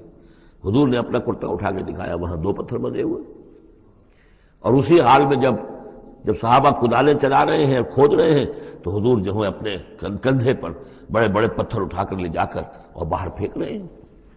اسی میں آپ شریک ہیں پوری طریقے سے۔ یہ ہے اسوہ۔ ایسا نہیں تھا کہ بس حضور تو کہیں ایک جگہ بیٹھے ہوں اور خیمہ لگا ہو اور مور چھل چلے جا رہے ہوں، سمجھے آپ، اور سب ٹھنڈی چھاؤں آپ کو فراہم کی گئی ہو اور باقی سب لوگ جو اس کام میں لگے ہوئے ہیں۔ یہ اسوہ ہے محمد کا صلی اللہ علیہ وسلم۔ لقد کان لکم فی رسول اللہ اسوۃ حسنہ، اسی کو میں کہا کرتا ہوں جدید اصطلاح میں، ایک ہے میکرو اکنامکس اور ایک ہے مائکرو اکنامکس۔ تو مائکرو سنت کو تو لوگ جانتے ہیں، یہ سنت ہے، یہ سنت ہے، اس میں سے بعض کے بارے میں بڑے جھگڑے بھی ہیں، رفع یدین سنت ہے یا نہیں ہے، لیکن میں اس مسئلے پر نہیں جا رہا ہوں۔ لیکن میکرو سنت جو ہے، سب سے بڑی سنت جو ہے، وہ تو یہ ہے کہ وحی کے آغاز کے بعد سے لے کر 40 برس کی عمر کے بعد سے لے کر حضور نے ایک لحظہ، ایک منٹ معاش کی جد و جہد میں صرف نہیں کیا۔ پوری زندگی، پورا وقت، پوری توانائی، پوری قوت دعوت دین، اقامت دین، دین کی دعوت، دین کی اقامت اسی میں لگائی۔ کوئی جائیداد نہیں بنائی، کوئی کاروبار، حالانکہ اس سے پہلے آپ بہت کامیاب تاجر تھے، کاروبار کرتے تھے، لیکن جب یہ فرض منصبی آ گیا، یا ایھا المدثر قم فانذر وربک فکبر، اب یہی کام ہے، تو کچھ تو اس کی بھی پیروی کرنے کی کوشش کی جائے، اس درجے میں نہ صحیح، وہ عکس تو ہو۔ میکرو سنت جو ہے کسی درجے میں تو اپنی زندگی کے اندر اس کا عکس پیدا کیا جائے۔ ہاں اس کے ساتھ پھر چھوٹی چھوٹی سنتیں بھی ہو جاؤں تو کیا کہنے ہیں، پھر نور علی نور ہے۔ لیکن یہ اس میکرو سنت کا تو ہے ہی نہیں، اپنے تو ساری توانائی، ساری طاقت، سارا وقت دنیا بنانے میں، اور یہ کہ وہ مسواک کر لی تو سمجھا کہ میں نے تیر مار لیا، 100 شہیدوں کا ثواب مل گیا مجھے، میں نے مسواک کیے، میں نے برش نہیں کیا۔ اور بعض لوگ تو پھر مسواک اپنی جیب میں اس طرح رکھتے ہیں کہ جیسے قومی نشان ہمارا، یہ اس طریقے سے تاکہ معلوم ہو جائے کہ یہ شخص جو ہے سنت رسول کا یہ جو ہے پابندی کرنے والا ہے۔ تو لقد کان لکم فی رسول اللہ اسوۃ حسنۃ لمن کان یرجو اللہ والیوم الآخر، بڑی اہم آیت ہے یہ۔ اسوہ تو حضور کا اپنی جگہ پر مکمل ہے، کامل ہے، لیکن یہ کس کے لیے اسوہ ہے؟ جو یہ 2 شرطیں پوری کرے، 3 شرطیں، جو اللہ سے ملاقات کا امیدوار ہے، اللہ سے محبت کرتا ہے، اور یوم آخر پر یقین رکھتا ہے، اور ذکر اللہ کثیرا، اور ذکر کرتا ہے اللہ کا کثرت کے ساتھ۔ یہ بالکل وہی بات ہے کہ قرآن مجید تو ہدایت ہے پوری نوع انسانی کے لیے، ہدی للناس، لیکن قرآن سے استفادے کی شرط ہے تقوی، ہدی للمتقین۔ تو جو ربط و تعلق ہے ان 2 آیتوں میں وہی سمجھیے کہ اپنی جگہ پر حضور کی زندگی ایک اسوہ کاملہ ہے، مکمل، لیکن اس سے استفادے کی شرائط ہے، لمن کان یرجو اللہ والیوم الآخر وذکر اللہ کثیرا۔ اب یہ اہل ایمان، حضور کے بعد اہل ایمان کا تذکرہ ہو رہا ہے، محمد الرسول اللہ والذین معہ، اب معہ جو تھے اہل ایمان۔ ولما رأى المؤمنون الاحزاب، اور جب اہل ایمان نے دیکھا ان لشکروں کو، قالوا هذا ما وعدنا الله ورسوله وصدق الله ورسوله، انہوں نے کہا یہی تو ہے جس کا اللہ نے وعدہ کیا تھا ہم سے اور اس کے رسول نے وعدہ کیا تھا۔ اب دیکھیے ایک ہی سچویشن ہے، اس کا ری ایکشن کس قدر ایک دوسرے سے مختلف ہے۔ معلوم ہے یہ مسئلہ ہے انسان کا اندرونی، یضل بہ کثیرا ویہدی بہ کثیرا، تو جیسے قرآن کے بارے میں آیا اسی طریقے سے اس سچویشن سے بھی انہوں نے کیا کہا؟ ہم نے تو سنا ہوا ہے، پہلے ہی اللہ نے کہہ دیا تھا وَلَنَبْلُوَنَّكُمْ بِشَيْءٍ مِّنَ الْخَوْفِ وَالْجُوعِ وَنَقْصٍ مِّنَ الْأَمْوَالِ وَالْأَنفُسِ وَالثَّمَرَاتِ، یہ قرآن مجید میں سورہ بقرہ میں آیت نہیں آ چکی تھی؟ لَتُبْلَوُنَّ فِي أَمْوَالِكُمْ فِي أَنفُسِكُمْ وَأَمْوَالِكُمْ، یہ کیا سورہ آل عمران میں آیت نہیں آ چکی تھی؟ یہ تو چیزیں وہی تو ہیں جس کا کہ ہم سے وعدہ کیا تھا۔ وَلَمَّا رَأَى الْمُؤْمِنُونَ الْأَحْزَابَ، جب دیکھا اہل ایمان نے ان احزاب کو، قالوا هذا ما وعدنا اللہ ورسولہ وصدق اللہ ورسولہ، اور بالکل صحیح کہا تھا اللہ نے بھی اور بالکل صحیح فرمایا تھا اس کے رسول نے بھی، وما زادہم الا ایمانا وتسلیما، اور نہیں ہوا ان میں کسی شے کا اضافہ مگر ایمان اور تسلیم، ایمان کے ساتھ تسلیم، سر تسلیم خم، سر تسلیم خم ہے جو مزاج یار میں آئے، جو اللہ کی طرف سے فیصلہ ہے، جیسا کہ ہم پڑھ چکے ہیں سورہ توبہ میں، اگرچہ سورہ توبہ تو بہت بعد میں نازل ہوگی، ابھی 4 سال بعد میں اس سورہ مبارکہ کے وہ زمانہ نزول کے اعتبار سے، لیکن ہم تو پڑھ چکے ہیں۔ ہر طرح موسم بنا اللہ احد الحسنیین، ہمارے لیے تم کیا اندازہ کس چیز کا انتظار کر سکتے ہو سوائے 2 نہایت اعلیٰ ترین صورتوں کے، ہم سب کے سب شہید ہو جائیں تب بھی ہماری کامیابی ہے، اور ہم کامیاب ہو کر آ جائیں تو تب تو تم بھی مانو گے کامیابی ہے، اس لیے ہمیں تو کوئی اندیشہ ہی نہیں۔ تو اس میں تسلیم ان کے اندر، اور ہم بھی تسلیم کی خو ڈالیں گے، بے نیازی تیری عادت ہی صحیح۔ من المؤمنین رجال صدقوا ما عاہدوا اللہ علیہ، ان اہل ایمان میں وہ جمع مرد لوگ ہیں رضی اللہ تعالی عنہم وارضاہم اجمعین، صدقوا ما عاہدوا اللہ علیہ، جنہوں نے سچا کر دکھایا وہ عہد جو انہوں نے اللہ سے کیا تھا۔ انہوں نے کہا تھا ہم اپنی جان اور مال حاضر ہیں، ہم جنت کے عوض یہ سب کچھ دینے کو تیار ہیں، انہوں نے وہ عہد پورا کر دیا۔ فَمِنْهُمْ مَنْ قَضَى نَحْبَهُ، ان میں سے وہ بھی ہیں جو اپنی نظر گزار چکے، نظر پیش کر چکے۔ کتنے ہی صحابہ تھے جو اس وقت تک جام شہادت نوش کر چکے تھے، سن 5 ہے یہ تو، سن 3 میں 70 صحابہ تو غزوہ احد کے اندر ہی شہید ہوئے۔ فَمِنْهُمْ مَنْ قَضَى نَحْبَهُ، ان میں وہ بھی ہیں کہ جو اپنی نظر پیش کر چکے۔ وَمِنْهُمْ مَنْ يَنْتَظِرُ، اور باقی جو ہے وہ منتظر ہے کہ کب وقت آئے۔ یہ تو ہم انتظار میں ہیں کہ کب اللہ تعالیٰ ہمیں بھی شہادت کا درجہ دے، ہماری بھی شہادت قبول فرما لے۔ لگا رکھا ہے تیرے خنجر و ثنا کے لیے وبال دوش سر، جس میں وبال دوش سر، جس میں ناتواں پہ مگر لگا رکھا ہے تیرے خنجر و ثنا کے لیے۔ ہم تو اللہ منتظر ہیں کہ کب ہماری باری آ جائے۔ فمنہم من قضى نحبہ ومنہم من ينتظر وما بدلوا تبدیلا، اور انہوں نے ہرگز تبدیلی کوئی نہیں کی جو انہوں نے عہد اللہ سے کیا، سرے بوس میں فرق نہیں آنے دیا۔ لیجزی اللہ الصادقین بصدقہم، تاکہ اللہ تعالیٰ سچوں کو ان کی سچائی کا پورا پورا بدلہ دے۔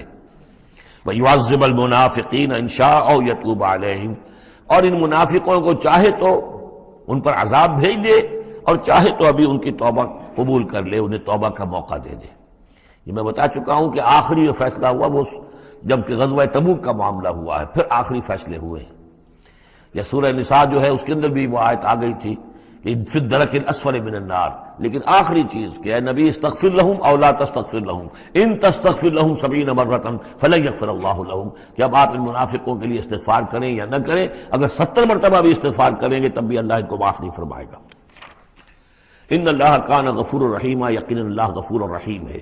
ورد اللہ الذین کفروا، اللہ نے لوٹا دیا ان کافروں کو جو چڑھ کر آئے تھے بڑے شان و شوکت کے ساتھ، وہ پورے لشکر جو ہے سب چلے گئے بغیظہم، وہ اپنے غصے کو ساتھ ہی لے گئے۔ وہ غصہ جو ہے وہ نکالے بغیر، یا تو کوئی جنگ ہوتی، کچھ وہ قتل عام کرتے تو کچھ غصہ ان کا نکلتا، اللہ نے ان کو ان کے غصے کے ساتھ ہی واپس کر دیا۔ ورد اللہ الذین کفروا بغیظہم لم ینالوا خیرا، انہیں کوئی خیر حاصل نہ ہو سکا، کوئی فتح ہوتی، کوئی کارنامہ سر انجام دیا ہوتا، کچھ نہیں۔ وکفى اللہ المؤمنین القتال، اور اللہ کافی رہا اہل ایمان کی طرف سے قتال کے لیے۔ اہل ایمان کو تو جنگ کی نوبت ہی نہیں آئی، کھلی جنگ تو ہوئی نہیں، اللہ نے خود ہی آندھی بھیج کر اور جو بھی اپنی خفیہ تدابیر ہیں، جو بھی اپنی مدد تھی فرشتوں کے ذریعے سے، اللہ تعالیٰ نے گویا کہ اہل ایمان کو اس امتحان میں سے تو گزار دیا، باقی یہ کہ کوئی غضب نہیں پہنچنے دیا۔ وَكَانَ اللَّهُ قَوِيًّا عَزِيزًا، اور یقیناً اللہ تعالیٰ قوی اور عزیز ہے، زبردست ہے، قوت والا ہے۔ وَأَنزَلَ الَّذِينَ ظَاهَرُوهُمْ، اب یہ دوسرا ہے، اس کا جو ضمیمہ ہے غزوہ احزاب کا، وہ غزوہ بنی قریظہ ہے۔ روایات میں آتا ہے کہ حضور نے غزوہ، جب یہ لشکر چلے گئے، غزوہ احزاب ختم ہو گیا تو آ کر واپس گھر آ کر اپنے ہتھیار وغیرہ اتارے، زرہ اتاری، تو حضرت جبرائیل آئے کہ آپ نے ہتھیار اتار دی، ہم نے تو ابھی اتارے نہیں ہیں، ابھی بنو قریظہ کو کیفر کردار تک پہنچانا ہے۔ انہوں نے جو غداری کی اس موقع پر، اپنے عہد کو توڑا ہے، اب اس کی سزا انہیں دینی ہے۔ چنانچہ حضور نے حکم دیا کہ اب کوئی مسلمان جو ہے عصر کی نماز نہ پڑھے یا کوئی مغرب کی نماز نہ پڑھے، جو بھی کوئی وقت معین کیا، جب تک کہ وہ بنی قریظہ کے علاقے میں پہنچ نہ جائے۔ وہاں جا کر اب وہاں جا کے پھر ان کا گھیراؤ کیا گیا، محاصرہ ہوا۔ وہ محاصرہ بھی خاصا طویل ہوا، ان کا قلعہ بڑا مضبوط تھا، لیکن تنگ آ کر بالآخر انہوں نے ہتھیار ڈال دیے اور یہ کہا کہ سعد بن معاذ جو رئیس اوس تھے اور ان کے حلیف تھے، اوس کے قبیلے کے ساتھ ان کی پرانی جو ہے وہ حلیفی تعلقات تھے، حلیفانہ تعلقات، کل جو وہ فیصلہ کر دیں گے ہمیں منظور ہوگا۔ تو حضرت سعد بن معاذ رضی اللہ تعالی عنہ، جو تورات میں فیصلہ لکھا ہوا ہے بد عہدی کا، کہ قوم اگر تمہارے ساتھ بد عہدی کرے اور اس کے بعد اللہ تمہیں اس پر فتح دے دے تو کیا کرو، اس کے مطابق فیصلہ سنایا کہ ان کے جتنے جوان ہیں اس قبیلے کے جو جنگ کرنے کے قابل ہیں ان کو قتل کر دیا جائے، اور باقی جو ان کے بوڑھے ہوں یا اور ہوں، مرد ہوں، بچے ہوں، عورتیں ہوں، ان کو جو ہے غلام بنا لیا جائے، ان کا سارا مال ضبط ہو جائے گا۔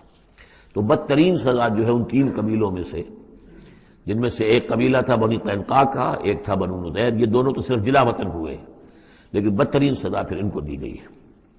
وَأَنزَلَ الَّذِينَ ظَاهَرُوهُم مِّنْ أَهْلِ الْكِتَابِ، اور اللہ نے اتار لیا ان کو کہ جنہوں نے گٹھ جوڑ کیا تھا ان کے ساتھ، کافروں کے ساتھ، مشرکین کے ساتھ اہل کتاب میں سے، من سیاسیہم، ان کے قلعوں سے، قلعوں میں تو تھے، گڑھیاں تھیں ان کی، لیکن اس سے پھر اتر آئے، ہتھیار ڈال دیے۔ وَقَذَفَ فِي قُلُوبِهِمُ الرُّعْبَ، اور اللہ نے ان کے دلوں میں رعب ڈال دیا۔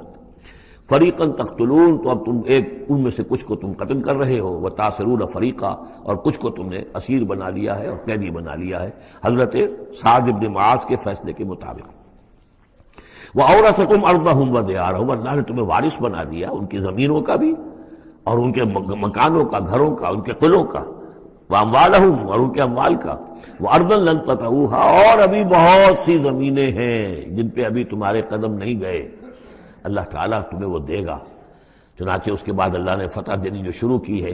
غزوہ احزاب جو ہے در حقیقت یہ ایک ٹرننگ پوائنٹ تھا حضور کی سیرت کے اندر، اس لیے کہ اس کے بعد حضور نے کہہ بھی دیا تھا، غزوہ احزاب کے بعد صحابہ کو خوشخبری دے دی تھی، لن تغزوکم قریش بعد عامکم ھذا، مسلمانوں اس سال کے بعد اب قریش تم پر دوبارہ حملہ آور نہیں ہوں گے، ان کی آخری یہ اٹیمپٹ تھی جو انہوں نے کر لی ہے، اب ان میں ہمت نہیں ہوگی کہ وہ دوبارہ چڑھائی کر کے آئیں۔ وَلَكِنَّكُمْ تَغْزُونَهُمْ، بلکہ اب تم چڑھائی کرو گے۔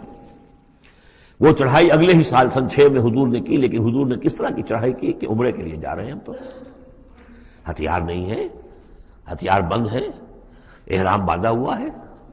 اب ایک ایسی سچویشن پیدا ہوئی مکے والوں کے لیے، نہ وہ نگلا جائے نہ اگلا جائے، کہ ان کی پرانی روایات ہے یہ کہ کسی کو بھی عمرے کے لیے، حج کے لیے کوئی آئے اسے نہیں روک سکتے، لیکن مسلمانوں کو کیسے آنے دیں؟ اور روکے تو کیسے روکیں؟ بالآخر انہوں نے فیصلہ کیا ہم کسی ضرورت نہیں آنے دیں گے۔ ادھر حضور نے پھر جو ہے بیعت لے لی کہ اب یہاں سے ہم کوئی بھی زندہ نہیں جائے گا، سب جانے یہیں دے دیں گے۔ بیعت علی الموت، بیعت رضوان جو ہوئی اس موقع پر، وہ بیعت علی الموت تھی، یہیں پر جانے دے دیں گے۔ جس کی خبریں وہاں پہنچی تو ان کے چھکے چھوٹ گئے۔ بہرحال پھر صلح ہوئی، جس صلح کو کہا ہے اللہ تعالیٰ نے انا فتحنا لک فتحا مبینا، تو فتح کا جو ہے دروازہ کھل گیا ہے غزوہ احزاب کے فوراً بعد، اور اسی کی طرف اشارہ ہے وہ ارضا لم تطئوہا، ابھی بہت سی زمینیں جن پر مسلمانوں تمہارے قدم میں نہیں پہنچے، تمہارے قدم نہیں پہنچے، ابھی تم نے گھوڑے نہیں دوڑائے ہیں، ابھی وہ تو زمینیں اب کہاں سے کہاں تک آپ سمجھیے کہ 30 سال کے اندر اندر کہاں سے کہاں تک مسلمانوں کی حکومت ہو گئی۔ تو وہ سارا اشارہ اس میں ہے، خاص طور پہ خیبر سن 7 میں یہودیوں کا گڑھ فتح ہو گیا۔ وَكَانَ اللَّهُ عَلَىٰ كُلِّ شَيْءٍ قَدِيرًا، اور اللہ تعالیٰ ہر چیز پر قادر ہے۔ اب یہاں سے وہ مضمون شروع ہو رہا ہے کہ جو پہلے رکوع میں تھا، کچھ جو مجلسی اصلاحات ہیں، یوں سمجھیے کہ ان کی پہلی قسط وہ ہے جو سورہ احزاب میں آ رہی ہے۔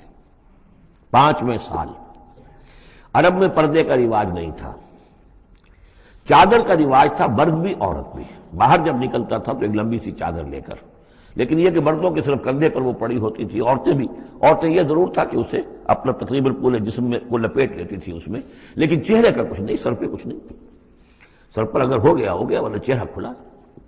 یہ وہاں کے رواج تھے، گھروں میں بے دھڑک جا رہے ہیں آ رہے ہیں، اور جو بھی تھا وہاں پر جو صورتحال تھی۔ اب اس میں جو تدریجاً اصلاح کی گئی، تو پہلی بات جو سمجھنے کی ہے وہ یہ ہے کہ اصلاح کا آغاز ہوا، چیریٹی بگنز ایٹ ہوم، نبی کے گھر سے آغاز کیا گیا، اور نبی کی بیویوں کو سب سے پہلے مخاطب کیا گیا، اس لیے کہ یہاں سے اس کا آغاز ہوگا۔ اور اس میں ایک بڑا لطیف نکتہ یہ ہے کہ حضور صلی اللہ علیہ وسلم جو اسوہ حسنہ ہے کامل، تو مردوں کے لیے تو کامل اسوہ حسنہ ہے حضور صلی اللہ علیہ وسلم، باپ کی حیثیت سے، بیٹے کی حیثیت سے، داماد کی حیثیت سے، خسر کی حیثیت سے، قاضی القضات کی حیثیت سے، سپہ سالار کی حیثیت سے، ہیڈ آف دی اسٹیٹ کی حیثیت سے، امام کی حیثیت سے، خطیب کی حیثیت سے، معلم کی حیثیت سے، مربی اور مزکی کی حیثیت سے، جتنی حیثیتیں آپ گن سکتے ہیں حضور کی سیرت میں اسوہ موجود ہے۔ ایک پہلو سے اسوے میں کمی ہے، اور وہ کمی کیا ہے؟ عورتوں کے جو خاص نسوانی معاملات ہوتے ہیں اس میں تو حضور اسوہ نہیں بن سکتے، حضور تو مرد ہیں، تو عورتوں کی زندگی کا ایک حصہ ہے کہ نہیں؟ تو عورتوں کے لیے اسوہ کون ہے؟ وہ آپ کے ازواج مطہرات کو اسوہ بنایا جا رہا ہے، اس لیے اصلاح کا عمل ان سے شروع کیا گیا، اور ان کو گویا کہ کہہ دیا گیا کہ تم اگر نیکی کرو گی دوہرا اجر پاؤ گی۔ کیوں؟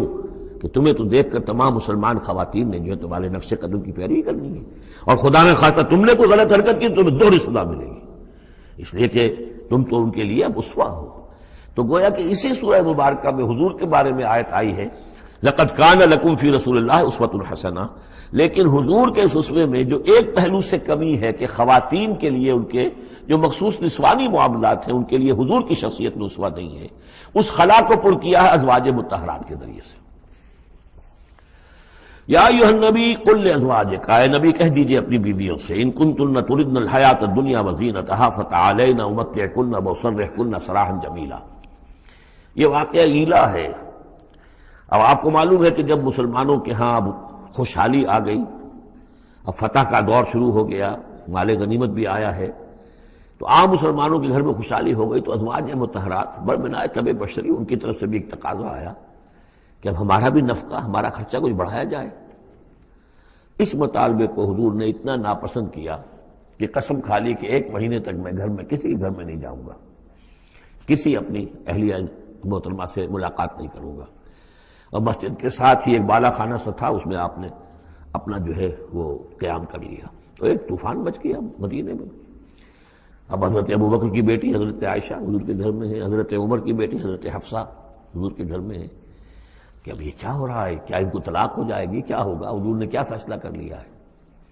اس کو ایلا کہتے ہیں، کچھ عرصے کے لیے بیویوں سے قطع تعلق کر لینا، اور یہ سورہ الذین یولون من نسائہم اس کا حکم جو ہے وہ آ چکا، 4 مہینے سے زیادہ کی اجازت نہیں ہے۔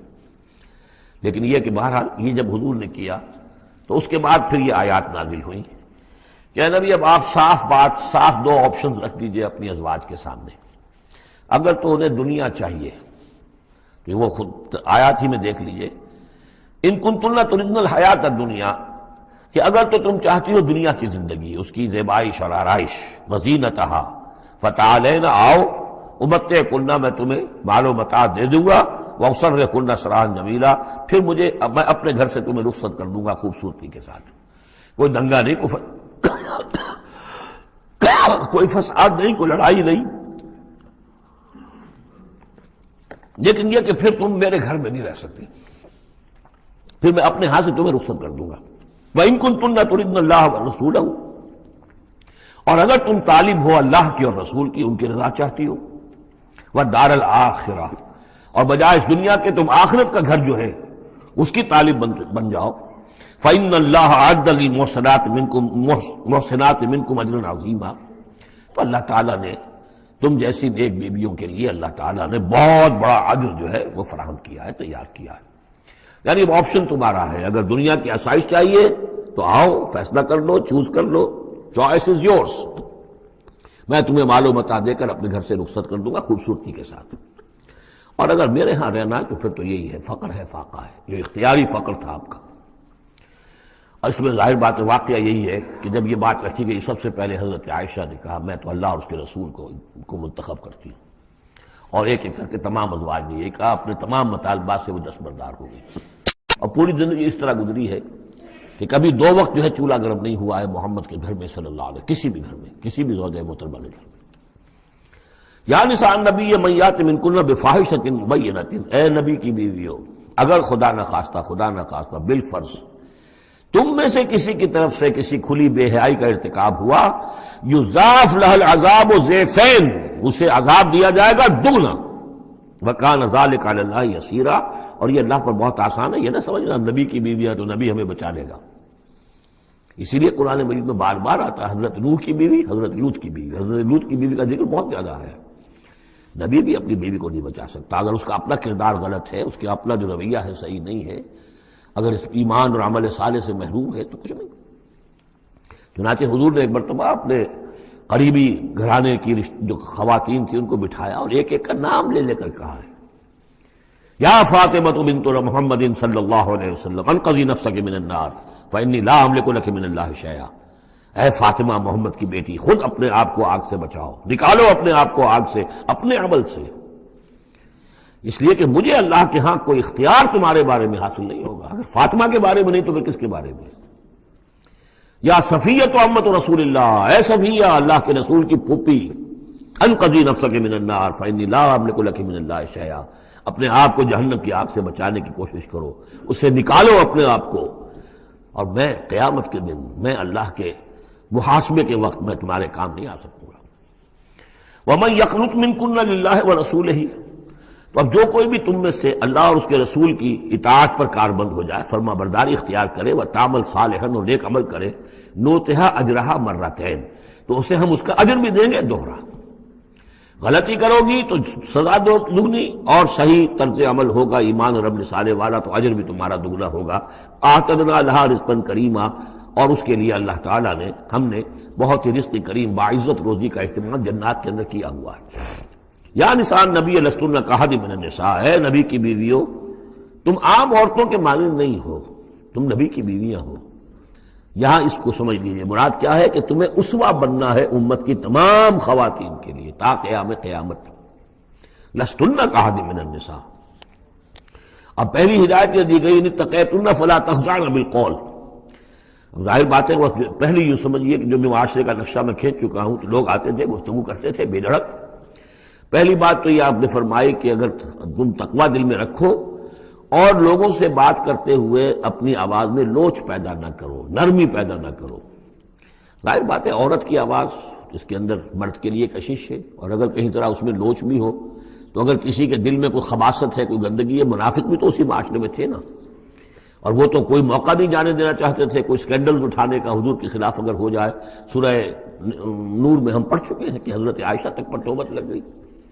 تو یہ کہ اگر فیطمع الذی فی قلبہ مرض، کہ کہیں تم تو اپنی شرافت اور مروت کی وجہ سے نرم انداز میں بات کرو، اور جس کے دل میں کوئی روگ ہے، منافقت کا روگ ہے، بیماری ہے، وہ کوئی اور ہی امید لگا لے کہ شاید ان کی کوئی توقع، شاید میں یعنی یہاں پہ اگر کوئی محنت کروں، کوشش کروں تو شاید میری دال گل جائے، کسی بری نیت اور ارادے کو دل میں پال لے۔ وَقُلْنَ قَوْلًا مَعْرُوفًا، بات کرو بڑی معروف انداز میں، لیکن انداز جو ہے اس میں وہ سختی کا ہونا چاہیے، بجائے اس کے کہ اس کے اندر وہ نرمی ہو اور شیرینی ہو۔ وَقَرْنَ فِي بُيُوتِكُنَّ، دوسری ہدایت، اپنے گھروں کے اندر قرار پکڑو، تمہارا اصل مقام جو ہے وہ گھر ہے۔ اب یہ اصول دیے جا رہے ہیں، یعنی سمجھئے کہ یہ اصلاحات جو ہو رہی ہیں، مخلوط معاشرہ نہیں ہے اسلامی معاشرہ، عورت کا اصل مقام اس کا گھر ہے، ماں کی حیثیت سے، بہن کی حیثیت سے، بیٹی کی حیثیت سے، بیوی کی حیثیت سے، گھر کے اندر۔ وَقَرْنَ فِي بُيُوتِكُنَّ وَلَا تَبَرَّجْنَ تَبَرُّجَ الْجَاهِلِيَّةِ الْأُولَىٰ، اور مت نکلو باہر بن سور کر جیسے کہ جاہلیت اولیٰ میں رواج تھا۔ جاہلیت، پچھلی جاہلیت جو تھی، اسلام کے آنے سے پہلے جو تہذیب، جو کلچر وہاں تھا، وہ طریقتکم المثلی، وہ بھی کہتے ہوں گے کہ ہمارا بڑا مثالی کلچر ہے یہ، اس کلچر کو چھوڑو۔ اور یہ جو بند سمر کر باہر نکلنے والی بات ہے کہ تبرج کہتے ہیں کہ نمایاں ہونا، یعنی عورت اگر بناؤ سگار کر کے نکلتی ہے مردوں میں تو کیا چاہتی ہے؟ وہی چاہتی ہے کہ لوگوں کی نگاہیں میری طرف اٹھے، میں توجہات کا مرکز بن جاؤں۔ یہ کام اب چھوڑ دو بالکل، اگر خدا نے خواستہ کہیں ہے بھی کسی کا کوئی پس منظر میں، تو اس کی دوسری ہدایت یہ آئی، گھروں میں قرار پکڑو، گھروں میں رہو، گھروں میں بیٹھو۔ وَقَرْنَ فِي بُيُوتِكُنَّ وَلَا تَبَرَّجْنَ تَبَرُّجَ الْجَاهِلِيَّةِ الْأُولَىٰ وَأَقِمْنَ الصَّلَاةَ وَآتِينَ الزَّكَاةَ وَأَطِعْنَ اللَّهَ وَرَسُولَهُ، اور نماز قائم کرو اور زکوٰۃ ادا کرو اور اللہ کی اور اس کے رسول کی اطاعت پر کاربند رہو۔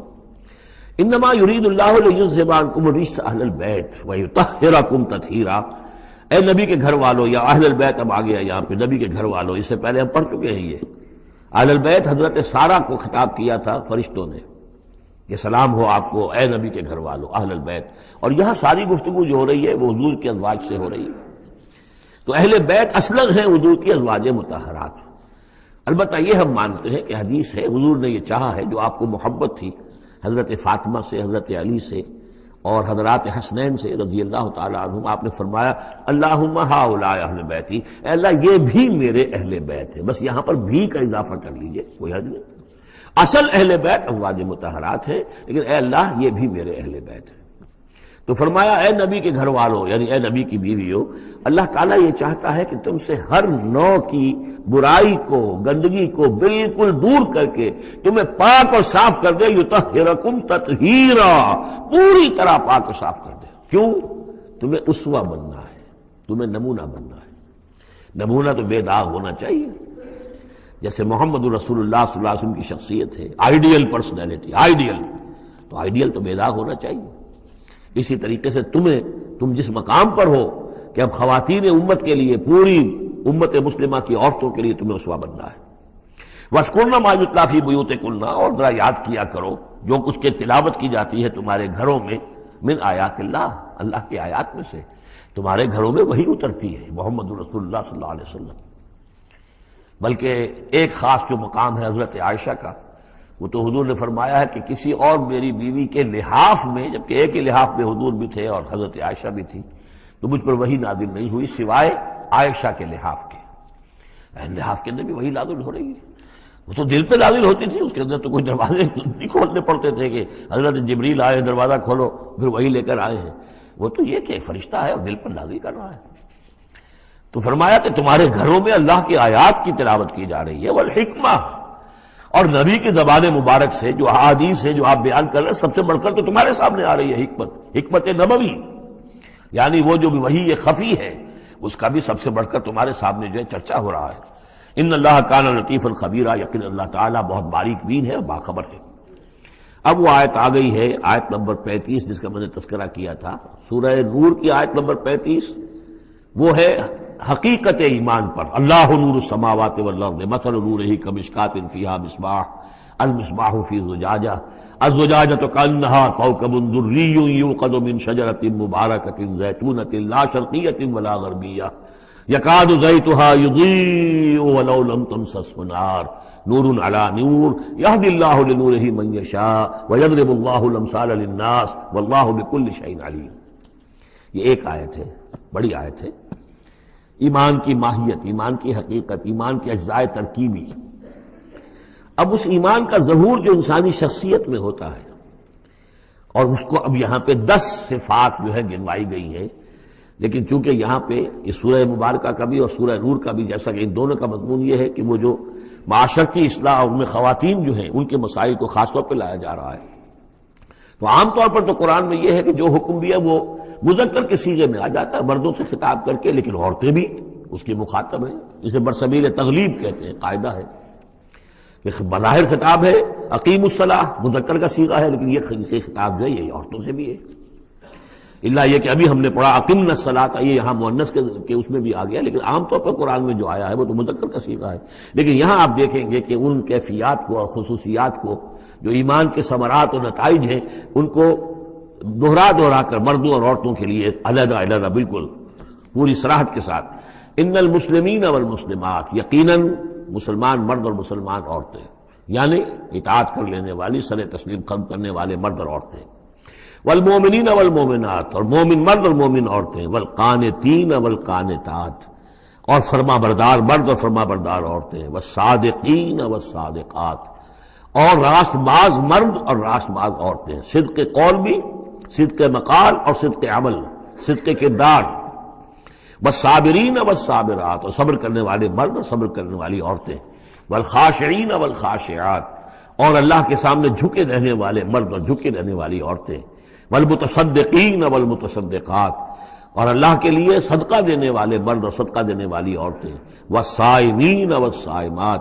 اور روزہ رکھنے والے مرد اور روزہ رکھنے والی عورتیں، والحافظین فروجہم والحافظات، اور اپنے شرمگاہوں کی حفاظت کرنے والے مرد اور اپنی شرمگاہوں کی حفاظت کرنے والی عورتیں، والذاکرین اللہ کثیرا والذاکرات، اور کثرت کے ساتھ اللہ کا ذکر کرنے والے مرد اور ذکر کرنے والی عورتیں، اعد اللہ لہم مغفرۃ واجرا عظیما، اللہ تعالیٰ نے ان سب کے لیے مغفرت اور بہت بڑا اجر تیار کر رکھا ہے۔ اللہم ربنا اجعلنا منہم، اللہم ربنا اجعلنا منہم۔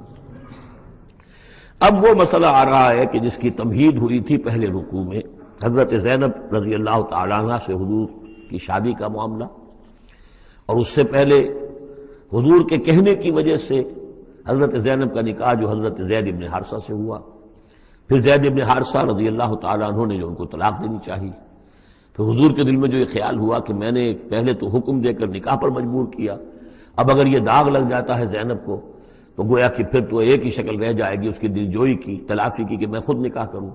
اب میں خود نکاح کروں گا تو چونکہ زید میرا منہ بولا بیٹا رہا ہے پہلے، ایک طوفان اٹھ کھڑا ہوگا، حالانکہ اس میں بات کوئی نہیں تھی، لیکن یہ کہ حضور نے اس کی وجہ سے یہ سمجھا کہ یہ مصلحت کے خلاف ہوگا، تو اسی گویا کہ آپ اسی ششپنج میں تھے کہ یہ آیات نازل ہو گئی۔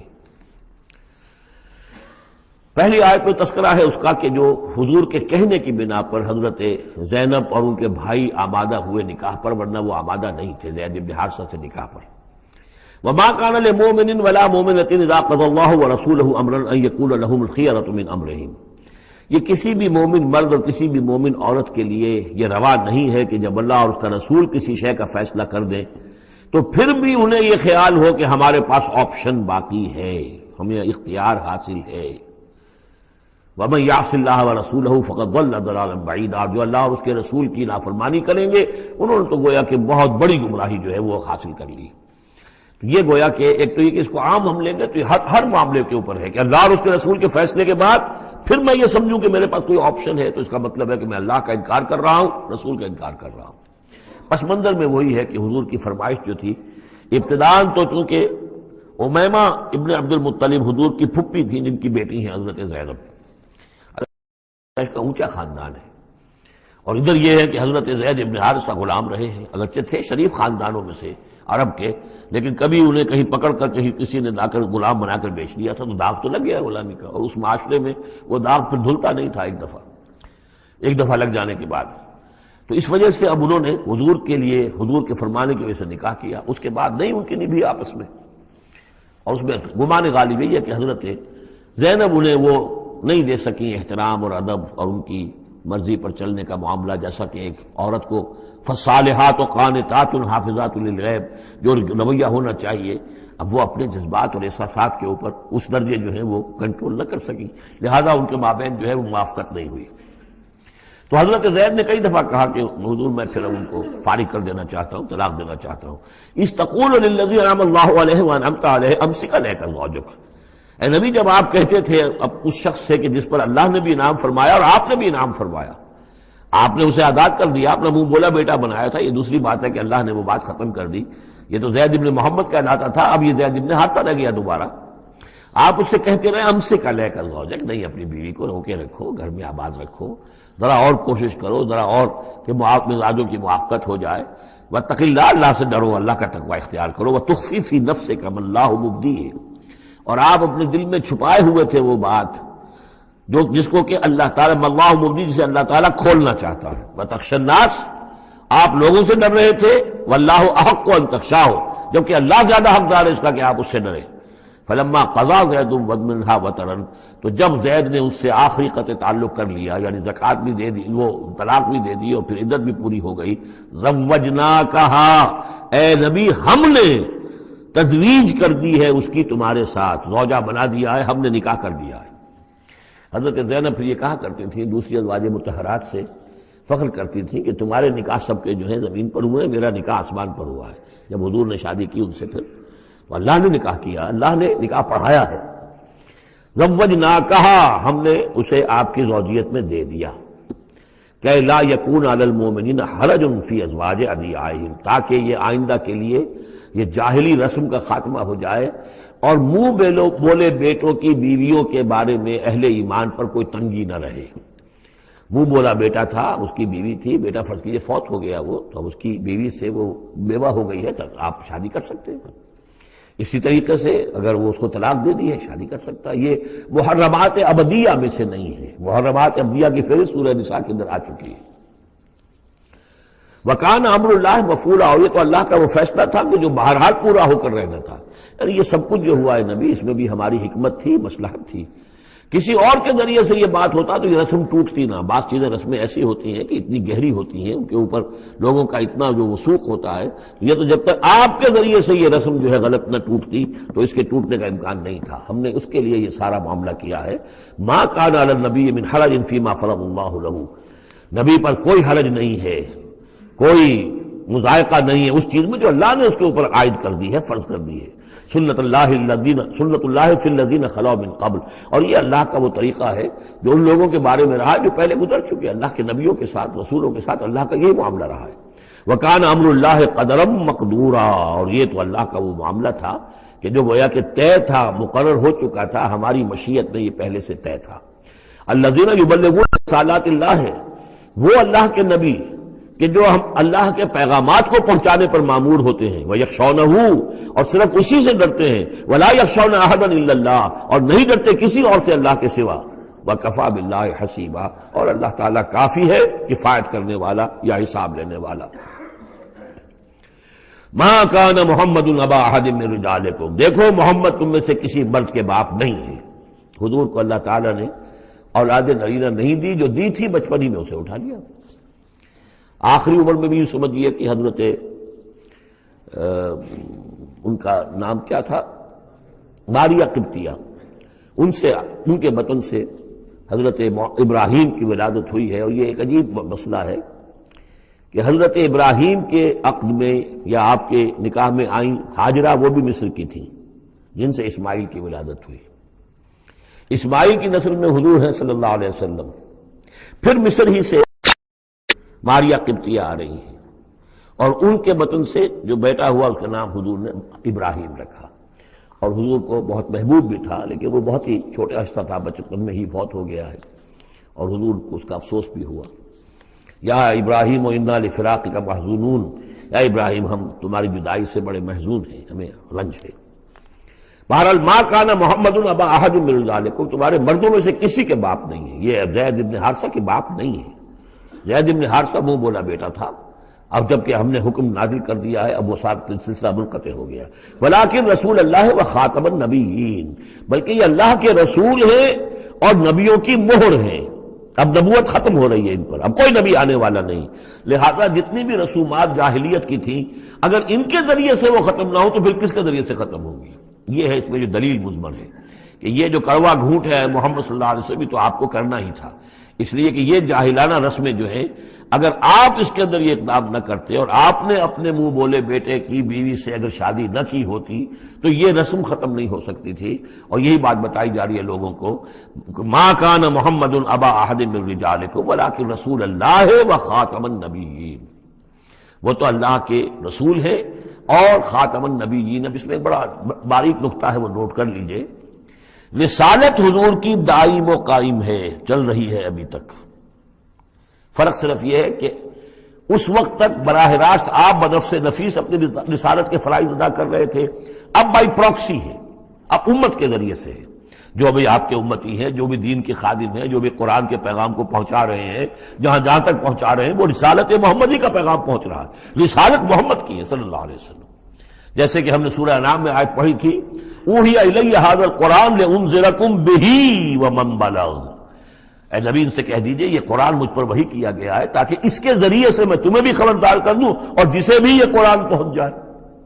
اسی لیے امت کو آپ ہدایت دے کر گئے تھے، فَلْيُبَلِّغِ الشَّاهِدُ الْغَائِبَ، اب یہ تمہارا کام ہے اس قرآن کی تبلیغ کرو اور پہنچاؤ، جو بھی یہاں نہیں ہے ان تک پہنچاؤ۔ تو گویا کہ رسالت محمدی ختم نہیں ہوئی ہے، رسالت محمدی تو چل رہی ہے، لہذا ختم کا لفظ جو آیا ہے وہ رسالت کے ساتھ نہیں آیا، نبوت کے ساتھ آیا۔ نبوت ختم ہو گئی جب وحی کا دروازہ بند ہو گیا، نبوت ختم ہو گئی۔ نبوت محمدی آپ کی ذات کے ساتھ تھی، وہ جیسے ہی آپ کی ذات جو ہے وہ اس دنیا سے اس نے پردہ کیا، اس کے ساتھ ہی آپ کی وہ نبوت کا دروازہ بند ہو گیا، لیکن رسالت محمدی وہ تو دائم و قائم ہے۔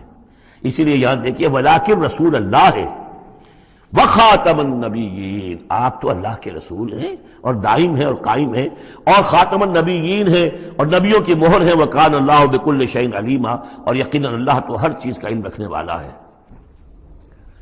یا ایھا الذین آمنوا اذکروا اللہ ذکرا کثیرا وسبحوہ بکرۃ واصیلا هو الذی یصلی علیکم وملائکتہ لیخرجکم من الظلمات الی النور وکان بالمؤمنین رحیما۔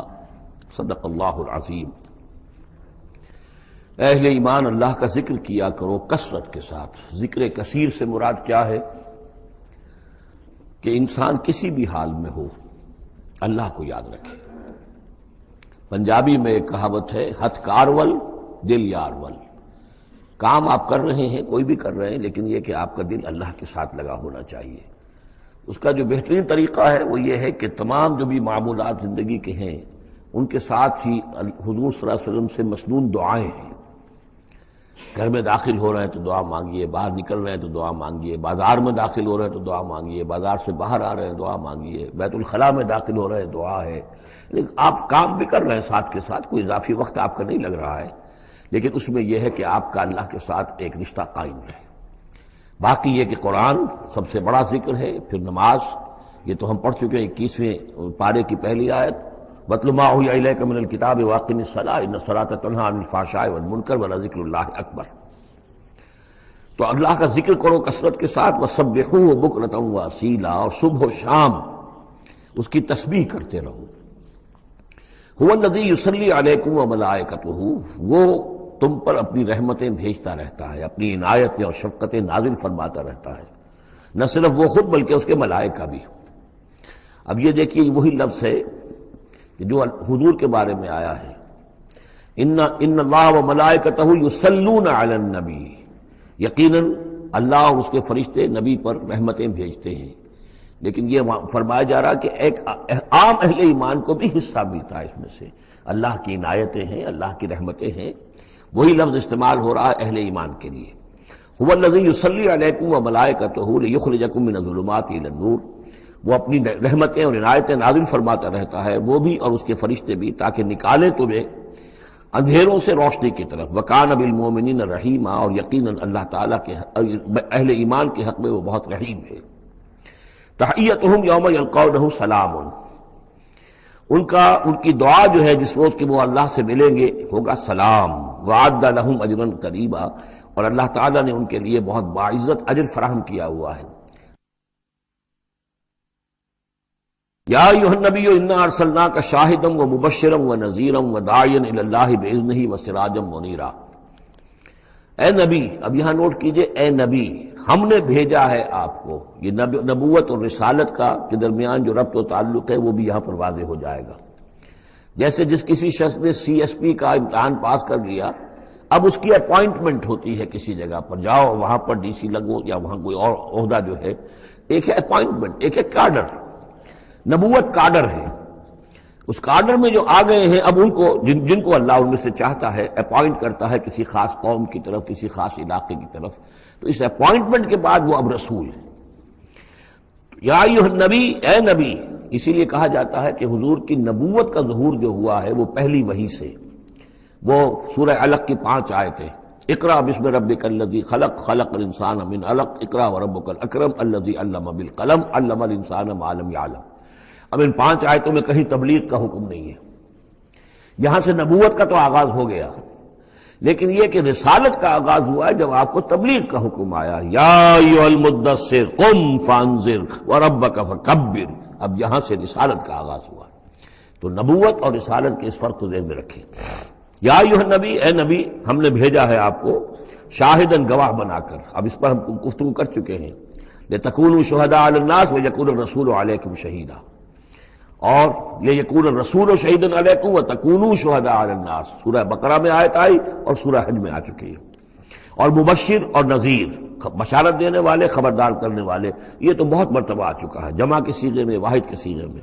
وداعیا الی اللہ باذنہ، اللہ کی طرف بلانے والے اس کے حکم سے، یعنی ایک داعی اور بھی ہوتا ہے جو اللہ کا کوئی بندہ ہے، کوئی صوفیاء میں سے ہے، کوئی اللہ کا نیک آدمی، وہ بھی لوگوں کو بلا رہا ہے اللہ کے راستے کی طرف، لیکن نبی رسول کا کام یہ ہو جاتا ہے کہ وہ اس پر مامور ہے کہ وہ بلائے۔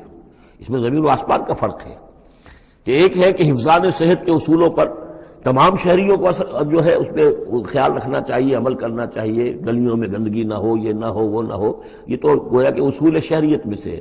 ایک محکمہ ہے جو قائم کیا گیا اسی کام کے لیے، وہ تو مامور ہے، وہ تو تنخواہ اسی کی لیتے ہیں، لہذا وہ ہم وقت اسی کام کے اوپر لگے ہوئے ہیں۔ تو اسی طریقے سے دفاع وطن ہے، ویسے تو ہر شہری کا فرض ہے کہ اس کے لیے اپنے آپ کو ہر وقت تیار رکھے، لیکن ایک فوج آپ نے تیار کی ہوئی ہے جو اسی کام کے لیے۔ تو رسول تو گویا کہ وہ پھر داعی اللہ باذنہ ہی، اللہ کے حکم سے مامور من اللہ ہو کر پھر وہ جو ہے دعوت دیتا ہے۔ وسراجا منیرا، اور آپ کو ایک بہت روشن چراغ بنا دیا، چراغ ہدایت۔ وبشر المؤمنین بان لهم من اللہ فضلا کبیرا، اور اہل ایمان کو آپ بشارت دے دیجئے کہ ان کے لیے اللہ کی طرف سے بہت بڑا فضل ہے۔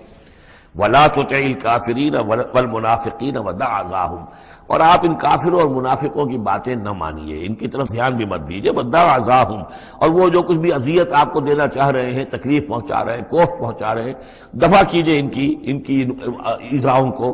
وتوکل علی اللہ، اللہ تعالیٰ پر توکل کیجیے۔ وکفیٰ باللہ وکیلا، اللہ کافی ہے آپ کے لیے سہارا، اور آپ کی مدد کرنے کے لیے اللہ کافی ہے۔ یہ کچھ نہیں بگاڑ سکیں گے، جو چاہیں اسکینڈلز اٹھا لیں، جو چاہیں آپ کے خلاف سازشیں کر لیں، آپ کا بال بیکا نہیں کر سکیں گے۔ یا ایھا الذین آمنوا اذا نکحتم المؤمنات ثم طلقتموہن من قبل ان تمسوہن، اب ایک حکم یہاں پر طلاق کے ضمن میں بھی آ رہا ہے۔ پہلے آ چکا ہے کہ اگر نکاح ہو چکا ہے کسی سے اور کوئی مہر مقرر نہیں ہوا تھا، لیکن پھر بھی طلاق اگر دینی ہے تو بہرحال اسے کچھ نہ کچھ مہر جو ہے وہ اس کو کچھ نہ کچھ دے دلا کے رخصت کرنا چاہیے، اور اگر ملاقات سے قبل نکاح دی ہے، مہر طلاق دینی ہے، مہر مقرر ہو چکا تھا تو آدھا مہر دینا ہوگا۔ اب یہاں مسئلہ رہا عدت کا۔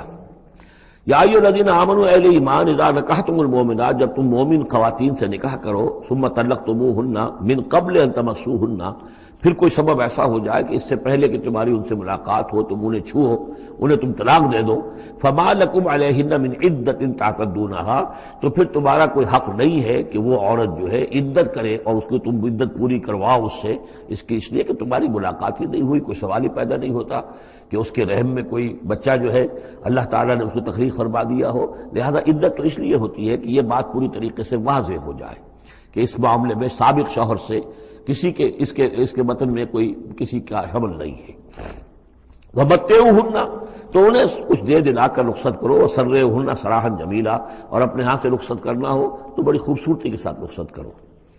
یا ایھا النبی انا احللنا لک ازواجک اللاتی آتیت اجورہن، اے نبی ہم نے آپ کے لیے حلال ٹھہرایا ہے آپ کی ان تمام ازواج مطہرات کو جنہیں آپ نے باقاعدہ مہر دیا ہے۔ وما ملکت یمینک، اسی طرح جو آپ کی ملک یمین ہے، بانیاں ہیں، لونڈیے ہیں، مما افاء اللہ علیک، جو اللہ تعالیٰ نے آپ کو فے کے طور پر دے دی ہوں۔ جیسے آپ کو معلوم ہے کہ یہ ماریہ قبطیہ جو آئی تھی رضی اللہ تعالیٰ عنہ، یہ بھی جو مقوقس تھا مصر کا اس کا حکمران، اس نے ہدیے کے طور پر بھیجی تھی۔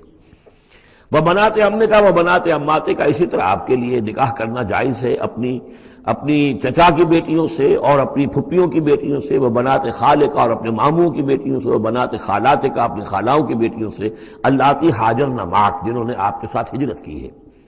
وامرأۃ مومنۃ، اسی طرح ایک مومن عورت، وہ بھی آپ کے لیے حلال ہے کہ آپ اس سے نکاح کریں، ان وہبت نفسہا للنبی، اگر وہ ہبہ کر دیتی ہے اپنا نفس نبی کو، یعنی وہ مہر بھی نہیں مانگتی، وہ کہتی کہ میں اپنے آپ کو ہبہ کر رہی ہوں۔ ان اراد النبی ان یستنکحھا، اگر نبی کا ارادہ ہو کہ وہ ان سے نکاح کرے، خالصۃ لک من دون المؤمنین، یہ جو ہے رعایت آپ کو دی گئی ہے تمام اہل ایمان سے علیحدہ رکھ کر، یعنی تمام اہل ایمان کے لیے زیادہ زیادہ 4 کی قید ہے، لیکن آپ کے لیے یہ سب جو آپ کے گھروں میں آباد ہیں یہ سب جائز ہے، ان میں سے کسی کو بھی آپ طلاق نہیں دیں گے، اور 4 کی جو قید ہے وہ آپ پر نہیں ہے۔ قد علمنا ما فرضنا علیہم من ازواجہم، ہمیں خوب معلوم ہے کہ ہم نے عام مسلمانوں پر کیا کیا چیزیں ان کی بیویوں کے ضمن میں فرض کی ہیں، لازم کی ہیں، کہ ایک وقت میں 4 سے زیادہ کا نکاح نہیں ہو سکتا۔ وما ملکت ایمانہم، اسی طریقے سے جو ان کی لونیاں اور بانیاں ہیں ان کے بارے میں بھی ہم نے کیا کیا قواعد و ضوابط کا انہیں پابند کیا ہے، لکہ لا یکون علیک حرج، تاکہ آپ پر کوئی تنگی نہ ہو، وکان اللہ غفور الرحیم، اللہ غفور الرحیم ہے۔ اصل میں حضور کا جو تعدد ازدواج کا معاملہ، اس میں کئی مصلحتیں تھیں۔ ایک مسئلہ تو یہ بھی تھی، مسئلہ یہ کہ حضرت عائشہ صدیقہ رضی اللہ تعالی عنہ سے نکاح کی تو مسئلہ سب سے بڑی یہ سامنے آتی ہے کہ وہ بیوہ ہو گئی ہیں جبکہ ابھی جوان تھی، وہ 18 برس کی عمر تھی جبکہ بیوہ ہو گئی ہیں، لیکن انہیں پھر طویل وقت ملا ہے، وہ معلمہ امت بن گئی ہیں۔ خواتین کے لیے تو وہی معلمہ ہیں، جو بھی زن و شو کے تعلقات ہوتے ہیں اس میں خواتین آ کر مسئلہ پوچھتی تھی تو ام المومنین صدیقہ رضی اللہ تعالیٰ انہیں بتاتی تھی۔ تو طویل امت، اس لیے کہ امت کے لیے تعلیم کا کوئی اور نظام تو نہیں تھا۔ اسی طرح عرب کا جو معاشرہ تھا، قبائلی معاشرہ تھا، اس میں یہ ہوتا تھا کہ کوئی بڑی شخصیت جو ہے اس کے دوسرے جو قبائل ہیں ان کے سرداروں وغیرہ سے کوئی رشتہ داری اگر ہو جائے تو اس سے بھی ایک تقویت حاصل ہوتی تھی اس نظام کو۔ تو یہ مختلف اسباب سے حضور کے لیے خاص طور پر یہ رعایت جو ہے کی گئی ہے کہ جو عام مسلمانوں کے لیے نہیں ہے۔ وکان اللہ غفور الرحیم، یقینا اللہ غفور الرحیم ہے۔ ترجی من تشاء منہن وتؤوی الیہ من تشاء، اور پھر یہ بھی کہ آپ کر سکتے ہیں کہ ان میں سے جس کو چاہیں ذرا اپنے سے دور کر دیں اور جس کو چاہیں اپنے قریب لے آئیں، یعنی وہ مساوات بھی حضور پر لازم نہیں تھی، اگرچہ حضور نے کی ہے لیکن وہ مساوات حضور پر لازم نہیں تھی، اس لیے کہ آپ کو یہ اجازت دی گئی تھی کہ اگر اپنی ازواج مطہرات میں سے کسی کو ذرا فاصلے پر کر دیں، ذرا اس سے اپنا وقت وغیرہ دینا کم کر دیں تو کوئی حرج نہیں تھا، آپ پر کوئی اس کی ملامت نہیں تھی اللہ کی طرف سے۔ کسی کو زیادہ آپ اپنے پاس رکھیں یا زیادہ اس کے پاس ٹھہرے تو اس میں بھی کوئی پابندی آپ پر نہیں تھی۔ صاف اجازت دی گئی ہے، ترجی من تشاء، جو دور ذرا کر دے اپنے سے جس کو چاہے، وتؤوی الیک من تشاء، اور جس کو چاہے اپنے پاس قریب کر لو، ومن ابتغیت ممن عزلت، اور جسے آپ نے کہیں ذرا سا اپنے سے پرے کر دیا ہو اگر انہیں دوبارہ قریب اپنے لانا چاہو فلا جناح علیک، تو اس میں بھی آپ پر کوئی حرج نہیں ہے۔ ذالک ادنی ان تقر اعینہن، یہ زیادہ قریب پر ہے اس سے کہ ان کی آنکھیں بھی ٹھنڈی رہیں، ولا یحزن، اور وہ رنجیدہ نہ ہوں، یعنی ایسا نہ ہو کہ کسی اپنی زوجہ محترمہ سے آپ ذرا زیادہ دیر کے لیے جو ہے وہ دور رہیں، ایسا بھی نہیں ہونا چاہیے، ان کی بھی آنکھوں کی ٹھنڈک رہنی چاہیے۔ وَيَرْضَيْنَ بِمَا آتَيْتَهُنَّ كُلَّهُنَّ، اور تاکہ وہ سب کی سب راضی رہیں ان چیزوں سے جو آپ انہیں دیتے ہیں۔ حضور کا معاملہ یہ تھا کہ آپ نے کامل مساوات برتی ہے، ناپ تول کے ساتھ، نان نفقہ سب کا برابر، وقت اپنا سب کے ساتھ برابر، باریاں مقرر ہیں اور باریوں پر ہی آپ سب شب باشی فرماتے تھے، آج ان کے پاس ہے، کل ان کے پاس ہے، پرسوں ان کے پاس ہے۔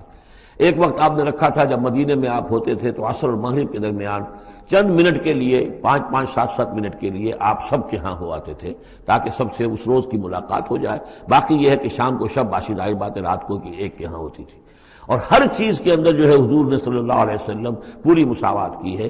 اور اس پر بھی آپ کہتے تھے اللہم ھذا قسمی فیما املک، اے اللہ جو چیزیں میرے اختیار میں ہیں، جن میں ناپ تول ہو سکتا ہے اس میں تو میں نے برابر کی تقسیم کر دی ہے.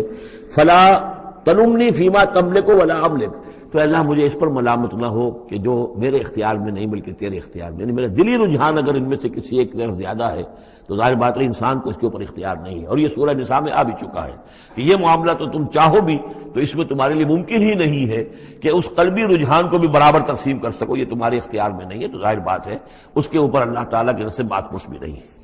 واللہ یعلم ما فی قلوبکم، اللہ جانتا ہے جو کچھ کہ تمہارے دلوں میں ہے. وقال اللہ علیما حکیما، اللہ علیم اور حکیم ہے. لا یحل لک النساء من بعد، لیکن اب اس کے بعد جتنے بھی نکاح آپ کر چکے ہیں اب آپ کے لیے کوئی اور نکاح کرنا جائز نہیں ہے. یہ صورتحال بس اب فل سٹاپ لگ گیا ہے. اب نہ تو ان میں سے کسی کو آپ طلاق دیں گے اور نہ ہی مزید کوئی شادی کریں گے. ولا ان تتبدل بہن من ازواج، اور نہیں یہ کہ آپ ان میں سے کسی کی جگہ کسی اور کو لائیں گے. ولو اعجبک حسنہن، خواہ آپ کو وہ بہت پسند بھی آئی ہو، اگر کسی خاتون کی طرف آپ کی رغبت ہو بھی گئی ہو بربنائے طبع بشری، تو اب آپ کو مزید نکاح کی اجازت نہیں ہے. دیکھیے قرآن مجید صاف صاف بات کرتا ہے، خود حضور نے صاف بات کی ہے. مجھے تمہاری اس دنیا سے دو ہی چیزیں پسند ہیں یا شاید تین چیزیں پسند ہیں.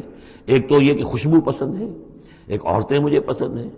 تو جو آپ نے اس میں قطعاً کوئی آپ نے جھجک نہیں رکھی کہ جو باتیں ہیں، جو بھی فطرت ہے انسان کی اور جو بھی اللہ تعالیٰ نے بنائی ہے اس کے مطابق، تو آپ نے فرمایا کہ مجھے تو دلچسپی ہے، کوئی شک نہیں. وَلَوْ أَعْجَبَكَ حُسْنُهُنَّ، اگرچہ کوئی آپ کو زیادہ ہی پسند آ جائے لیکن یہ کہ اب آپ کو اجازت نہیں ہے نکاح کی. إِلَّا مَا مَلَكَتْ يَمِينُكَ، سوائے اس کے کہ جو آپ کی باندی ہو، کوئی لوڈی ہو، کسی جنگ میں اگر وہ معاملہ ہو جاتا ہے تو اس کا معاملہ علیحدہ ہے. یہ نکاح کا معاملہ ہے. حضور کے ہاں دو لونڈیاں ہیں، ماریہ قبطیہ اور ایک حضرت ریحانہ رضی اللہ تعالی عنہما. وکان اللہ علی کل شیء رقیبا، اللہ تعالی ہر چیز پر نگران ہے، ہر چیز کا پہرا دے رہا ہے. یا ایھا الذین آمنوا لا تدخلوا بیوت النبی الا ان یؤذن لکم. اب دیکھیے جو ہم سورہ نور میں پڑھ رہے ہیں کہ اے مسلمانوں تم کسی گھر کے اندر داخل نہ ہو جب تک کہ تمہیں حتیٰ تستانسوا ویؤذن لکم، اور اجازت نہ تمہیں مل جائے اور تم ان سے جو ہے پہلے بات چیت کرو، اذن لے کر داخل ہو. یہ سورہ نور میں آیت نمبر 27 اور 28، حتیٰ تستانسوا، اور 28 میں آیا یؤذن لکم. لیکن یہ اس سے پہلے حکم آ رہا ہے، یہ حکم بھی سب سے پہلے نبی کے گھر کے بارے میں آیا. جیسا کہ میں بتا چکا ہوں یہ سن 5 کا نزول ہے، وہ سن 6 کا نزول ہے. پھر اس کو ایکسٹینڈ کیا ہے تمام مسلمانوں پر. یا ایھا الذین آمنوا، اہل ایمان مت داخل ہو جایا کرو نبی کے گھروں میں، الا ان یؤذن لکم، الا یہ کہ تمہیں اجازت دی جائے، الی طعام غیر ناظرین اناہ، کھانے کے لیے اگر تمہیں بلایا جائے تو ایسا نہ ہو کہ پہلے ہی جا کے دھرنا مار کر بیٹھ جاؤ کہ کھانا تیار ہو رہا ہے تو بیٹھے ہوئے وہاں. ولکن اذا دعیتم فادخلوا، جب تمہیں بلایا جائے تب داخل ہو. فاذا طعمتم فانتشروا، جب کھانا کھا لو تو پھر وہاں سے منتشر ہو جاؤ، چلے جاؤ. ولا مستانسین لحدیث، اور وہاں بیٹھ نہ رہو وہ ڈیرا جما کر کے اب حضور کی باتیں سنیں گے، کچھ گفتگو ہوگی تو بیٹھے رہیں. ان ذالکم کان یؤذی النبی، یہ چیز نبی کے لیے ایذا کی باعث تھی، انہیں تکلیف پہنچا رہی تھی. وہی جو پرائیویسی ہے گھر کی، اب اس میں یہ ہے کہ کوئی آ گیا ہے اور دھرنا مار کے بیٹھا ہوا ہے، اور حضور کی مروت ہے، حضور شرافت کی وجہ سے کچھ کہہ بھی نہیں سکتے ہیں. اور ظاہر بات ہے وہ کوئی ایک ایک کنال کے اور ایک ایک ایکڑ کے گھر تو تھے نہیں، وہ چھوٹا سا کوئی ایک حجرہ ہے. اب اسی میں بعض اوقات ایسا ہوتا تھا کہ حضرت عائشہ کے حجرے میں کوئی شخص آ گیا ملنے کے لیے، اس نے اذن چاہا تو حضور نے بلا لیا تو حضرت عائشہ ذرا پیٹھ موڑ کر بیٹھ گئی، اپنی کمر ادھر کر دی، کوئی چادر اوپر لے لی، اور کہاں جگہ تھی وہاں پر. وہیں پر آ کر وہ شخص آ کے اپنی بات کرتا تھا، پھر چلا جاتا تھا. تو فرمایا کہ یہ چیزیں جو ہے یہ یقیناً تکلیف باعث بن رہی تھی. ان ذالکم کان یؤذی النبی فیستحیی منکم، تو وہ تو تم سے حیا کرتے ہیں، کہہ نہیں سکتے کچھ. واللہ لا یستحیی من الحق، اللہ کو حق کے بیان کرنے میں کوئی جھجک نہیں ہے. وَإِذَا سَأَلْتُمُوهُنَّ مَتَاعًا فَاسْأَلُوهُنَّ مِنْ وَرَاءِ حِجَابٍ. اب یہ پہلی مرتبہ لفظ حجاب آیا ہے قرآن میں. جب تمہیں نبی کی بیویوں سے کوئی چیز مانگنی ہو تو پردے کی اوٹ سے مانگو. یہ گویا کہ اس پردے اور حجاب کے لیے پہلا حکم آیا ہے کہ دروازوں کے اوپر پردے ڈال دیے جائیں، اور یہ کہ پردے کے پیچھے سے رو در رو ہو کر نہیں، ایک دوسرے کے آمنے سامنے ہو کر نہیں، پردے کے پیچھے سے مانگو. یہاں سے حجاب کا سلسلہ اب شروع ہوا. ذالک اطہر لقلوبکم وقلوبہن، یہی زیادہ پاکیزہ طرز عمل ہے تمہارے دلوں کے لیے بھی، ان کے دلوں کے لیے بھی. ظاہر بات ہے کہ مرد اور عورت کے درمیان جو بھی اللہ تعالیٰ نے رکھی ہے، کشش رکھی ہے، اب ان چیزوں میں بہتر یہی ہے کہ نگاہ ایک دوسرے پر نہ پڑے. وما کان لکم ان تؤذوا رسول اللہ ہے، اور تمہارے لیے یہ بالکل جائز نہیں ہے کہ تم اللہ کے رسول کو ایذا پہنچاؤ۔ اصل میں اس مسئلے میں ایک بات اور بھی سمجھ لیجئے، حضور کے ساتھ معاملہ خاص بھی تھا۔ ایک تو یہ کہ یہ تمام اصلاحات ہیں جو تمام مسلمان معاشرے کے لیے ہیں، لیکن یہ کہ اس کے لیے چیریٹی بگنز ایٹ ہوم، پہلا کام جو شروع کیا گیا ہے وہ محمد رسول اللہ کے گھر سے۔ لیکن ایک دوسرا مسئلہ بھی ہے کہ جو منافق تھے اور ان میں سے جو شریر تھے وہ طاق میں رہتے تھے کہ کچھ سکینڈل اٹھائیں حضور صلی اللہ علیہ وسلم کے گھر کے بارے میں۔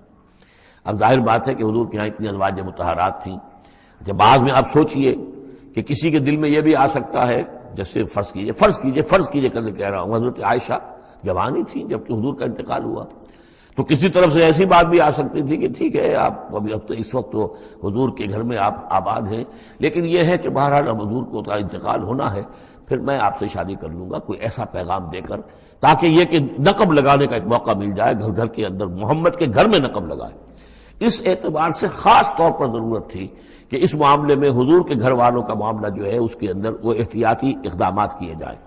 ما کان لکم ان تؤذوا رسول اللہ ہے، تمہیں یہ تمہاری روا نہیں ہے کہ اللہ کے رسول کو تم ایذا پہنچاؤ، ولا ان تنکحوا ازواجہ من بعدہ ابدا، یہاں وہ روک لگا دی، اور نہ یہ جائز ہے تمہارے لیے کہ تم اس کی بیویوں سے ان کے بعد نکاح کرو کبھی بھی، یہ بین، کیونکہ ویسے بھی وہ ازواجہ امہاتہم، اس کی جو بیویاں ہیں حضور کی وہ تو تمہاری اہل ایمان کی مائیں ہیں، وہ ایک درجہ وہ بھی آ گیا، اب خاص صراحت کے ساتھ بھی کہہ دیا ولا ان تنکحوا ازواجہ من بعدہ ابدا، حضور کی ازواج کے لیے چونکہ اس کا کوئی امکان نہیں تھا، اسی لیے حضور کسی کو طلاق نہیں دے سکتے تھے، طلاق دیں تو ظاہر بات ہے وہ کسی اور سے تو نکاح کر نہیں سکتی، یہی وجہ ہے کہ تعدد ازدواج کا معاملہ حضور کے لیے زیادہ ایکسٹینڈ کر دیا گیا۔ ان ذالکم کان عند اللہ عظیما، اور یہ چیز اللہ کے نزدیک بہت بڑی ہے۔ تو اس سے یہ کہ اگر کسی کے لیے کسی کے دل میں کسی خبیث کے دل میں کوئی خیال ایسا آ بھی رہا ہو تو اب یہاں یہ کہ اس کی روک لگ گئی کہ یہ بات جو ہے یہ دروازہ یہ ہمیشہ کے لیے بند ہے۔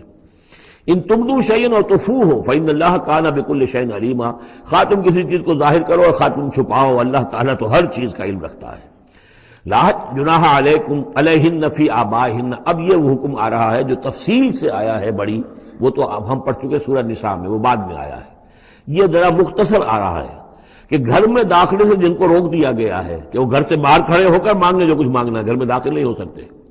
اب اس میں استثناء کون کون ہے، کون گھر میں جا سکتا ہے، اندر جا سکتا ہے، زنانے میں کون جا سکتا ہے؟ لا جناح علیہن، کوئی حرج نہیں ہے نبی کی بیویوں پر، فی آبائہن، ان کے باپوں کے بارے میں۔ حضرت عمر آئے حضرت حفصہ کے گھر میں کوئی رکاوٹ نہیں، حضرت ابو بکر آئے حضرت عائشہ کے گھر میں کوئی رکاوٹ نہیں، ولا ابنائہن، نہ ان کے بیٹوں کے بارے میں، ولا اخوانہن، نہ ان کے بھائیوں کے بارے میں، ولا ابناء اخوانہن، نہ ان کے بھائیوں کے بیٹے یعنی بھتیجوں کا، ولا ابناء اخواتہن، اور نہ ان کی بہنوں کے بیٹے یعنی بھانجوں کا، ولا نسائہن، اور نہ ہی ان کی اپنی جان پہچان والی عورتوں کا، ولا ما ملکت ایمانکم، اور جو غلام یا جو لونیاں ہیں، اور اکثر و بیشتر اہل سنت کے نزدیک یہاں سے لونیاں مراد ہیں، ان کے بارے میں ٹھیک ہے وہ گھر میں داخل ہوں۔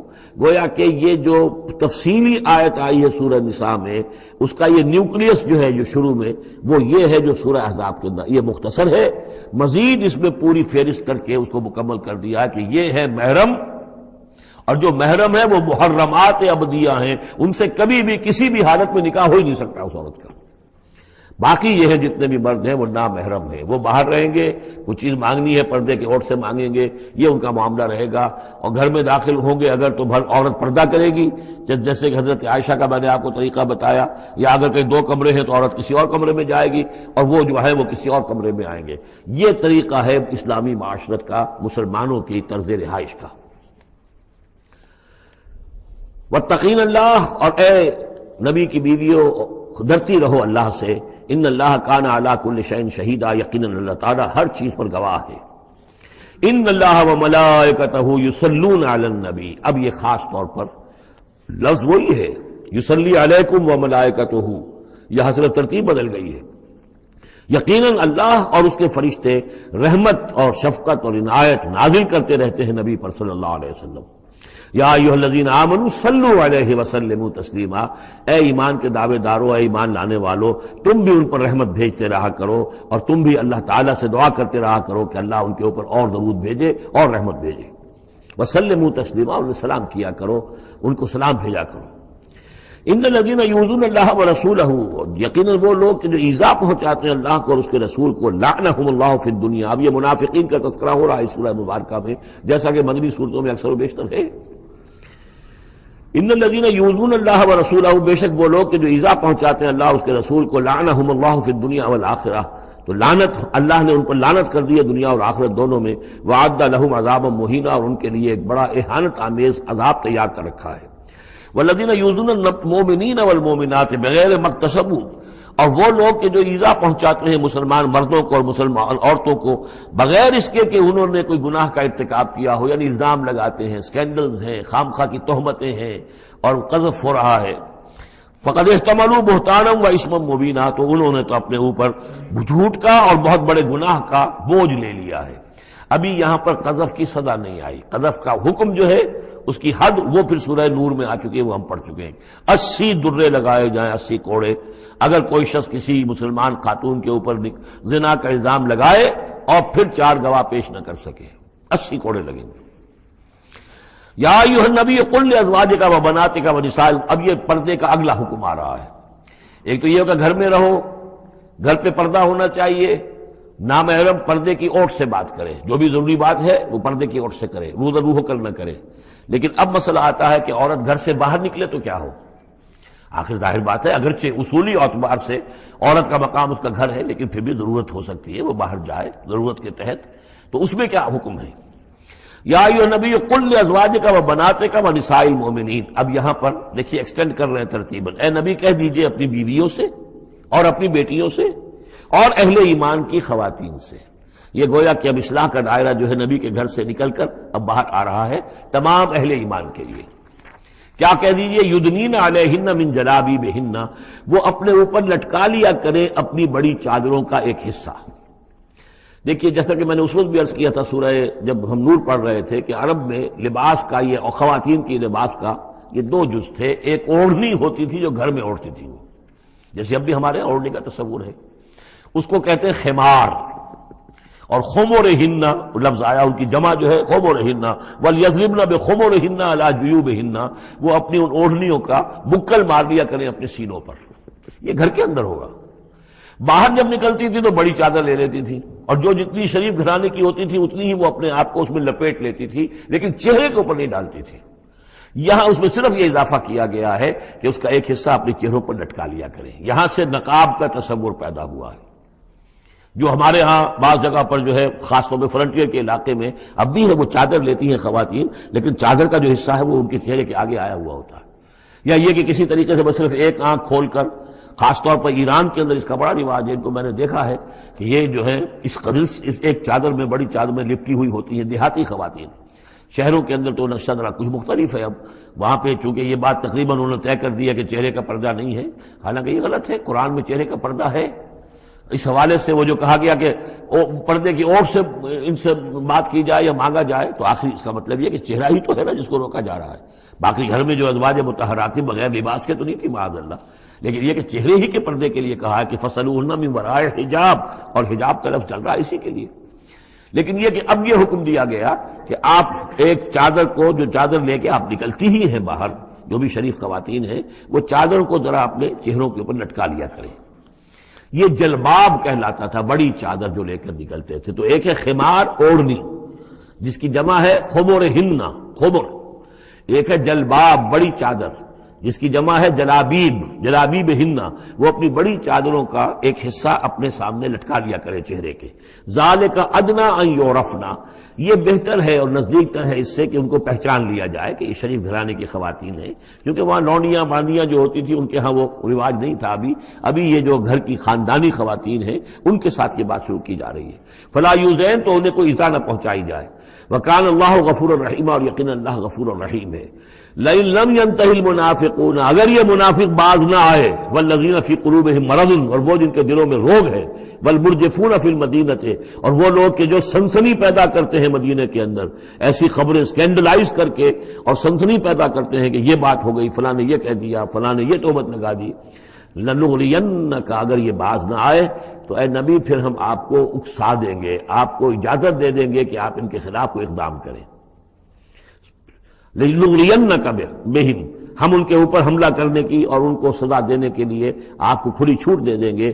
ثم لا یجاورونک فیہا الا قلیلا، پھر یہ شہر مدینہ کے اندر آپ کے پڑوسی بن کر نہیں رہ سکیں گے مگر یہ تھوڑا سا وقت جو یہ گزار رہے ہیں. ملعونین، ان پر پھٹکار ہے.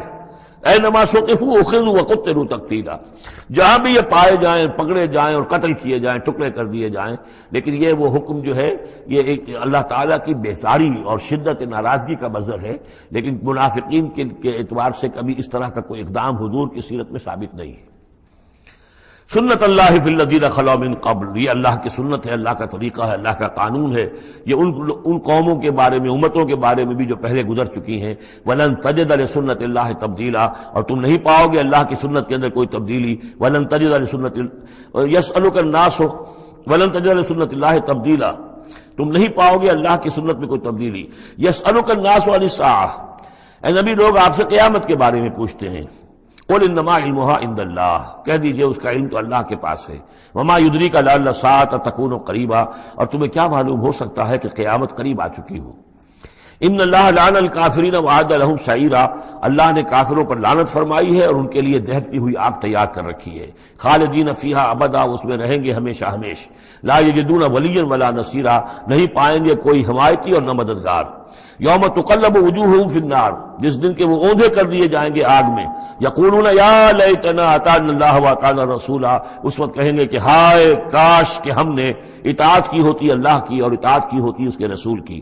وقالوا ربنا انا اطعنا سادتنا وکبراءنا فاضلونا السبیل، وہ کہیں گے اے اللہ ہم نے تو اپنے سرداروں اور اپنے جو بڑے چودھری تھے ان کی اطاعت ہم نے کی، ان کا کہنا مانا، ان کے کہے پر چلے، بس انہوں نے ہمیں صحیح راستے سے بھٹکا دیا. ربنا آتہم ضعفین من العذاب، اے اللہ ان کو دگنا عذاب دے. والعنہم لعنا کبیرا، اور ان پر لعنت فرما بہت ہی بڑی لعنت. یا ایھا الذین آمنوا لا تکونوا کالذین آذوا موسیٰ وبرأہ اللہ مما قالوا، اہل ایمان ان لوگوں کے مانند نہ ہو جاؤ کہ جنہوں نے موسیٰ کو اذیت دی تھی. دیکھیں موسیٰ کو ایک اذیت تو وہ تھی جو ہم سورہ مائدہ میں پڑھائے ہیں کہ جب موسیٰ نے کہا علیہ الصلوۃ والسلام کہ اب اللہ کی راہ میں جنگ کرو، اور پوری قوم نے انکار کر دیا.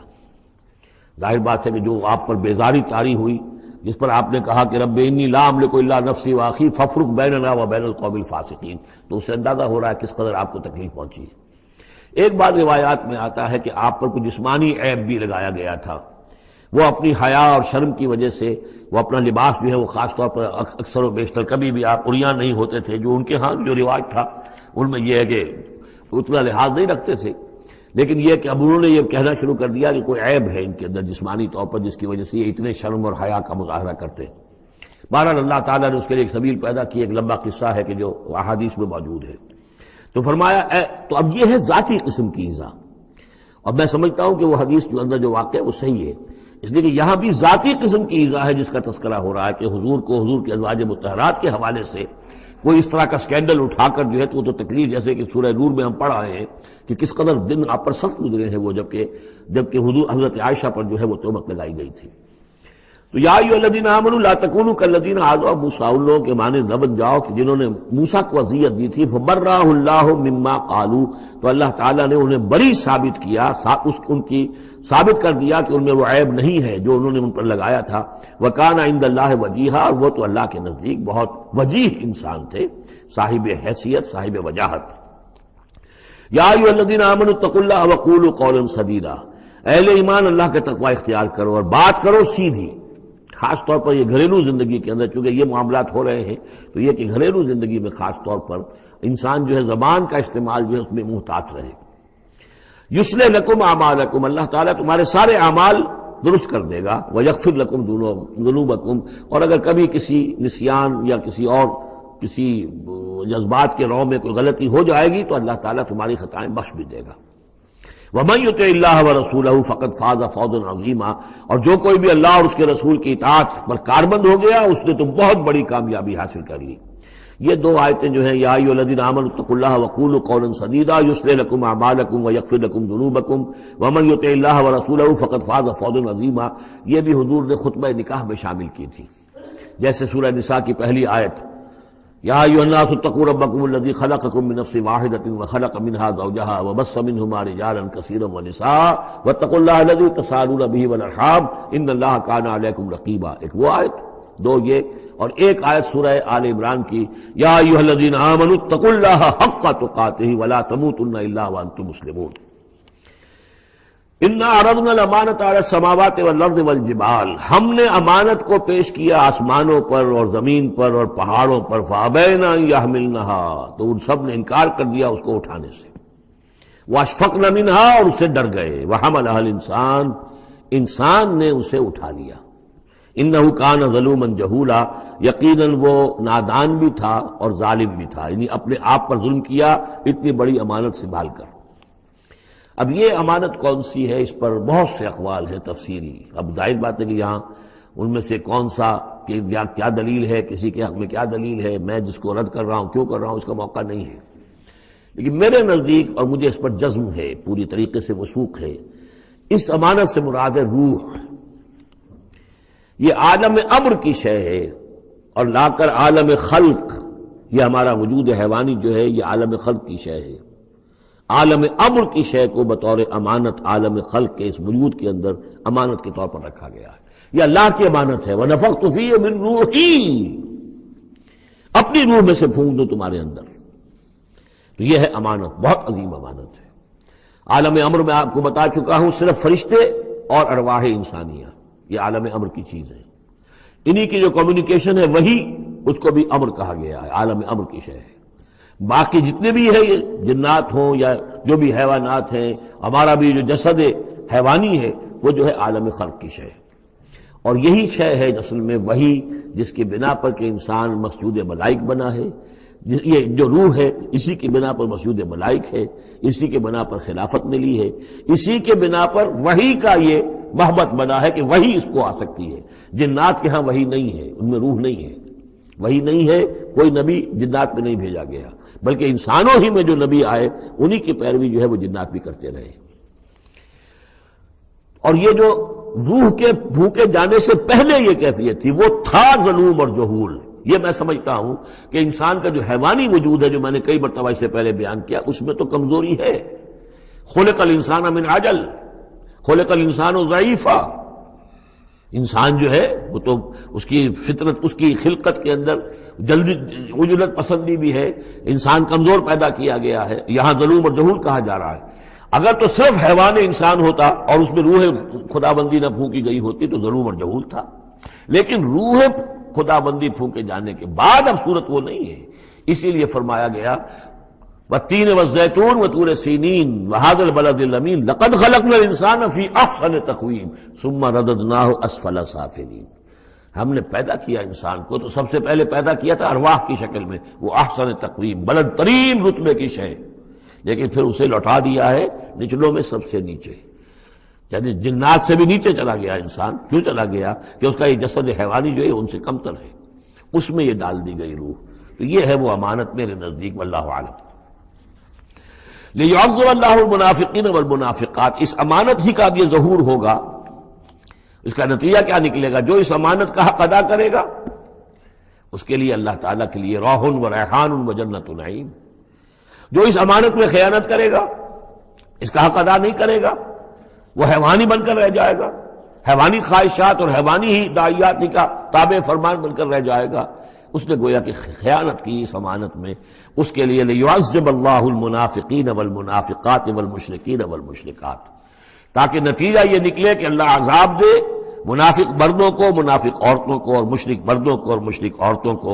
وَيَتُوبَ اللَّهُ عَلَى الْمُؤْمِنِينَ وَالْمُؤْمِنَاتِ، اور اللہ تعالیٰ عنایت فرمائے اور معاف کرے اور توبہ قبول کرے اور توبہ کی توفیق دے اہل ایمان مردوں کو بھی، اہل ایمان عورتوں کو بھی. وَكَانَ اللَّهُ غَفُورًا رَحِيمًا، یقیناً اللہ تعالیٰ غفور اور رحیم ہے.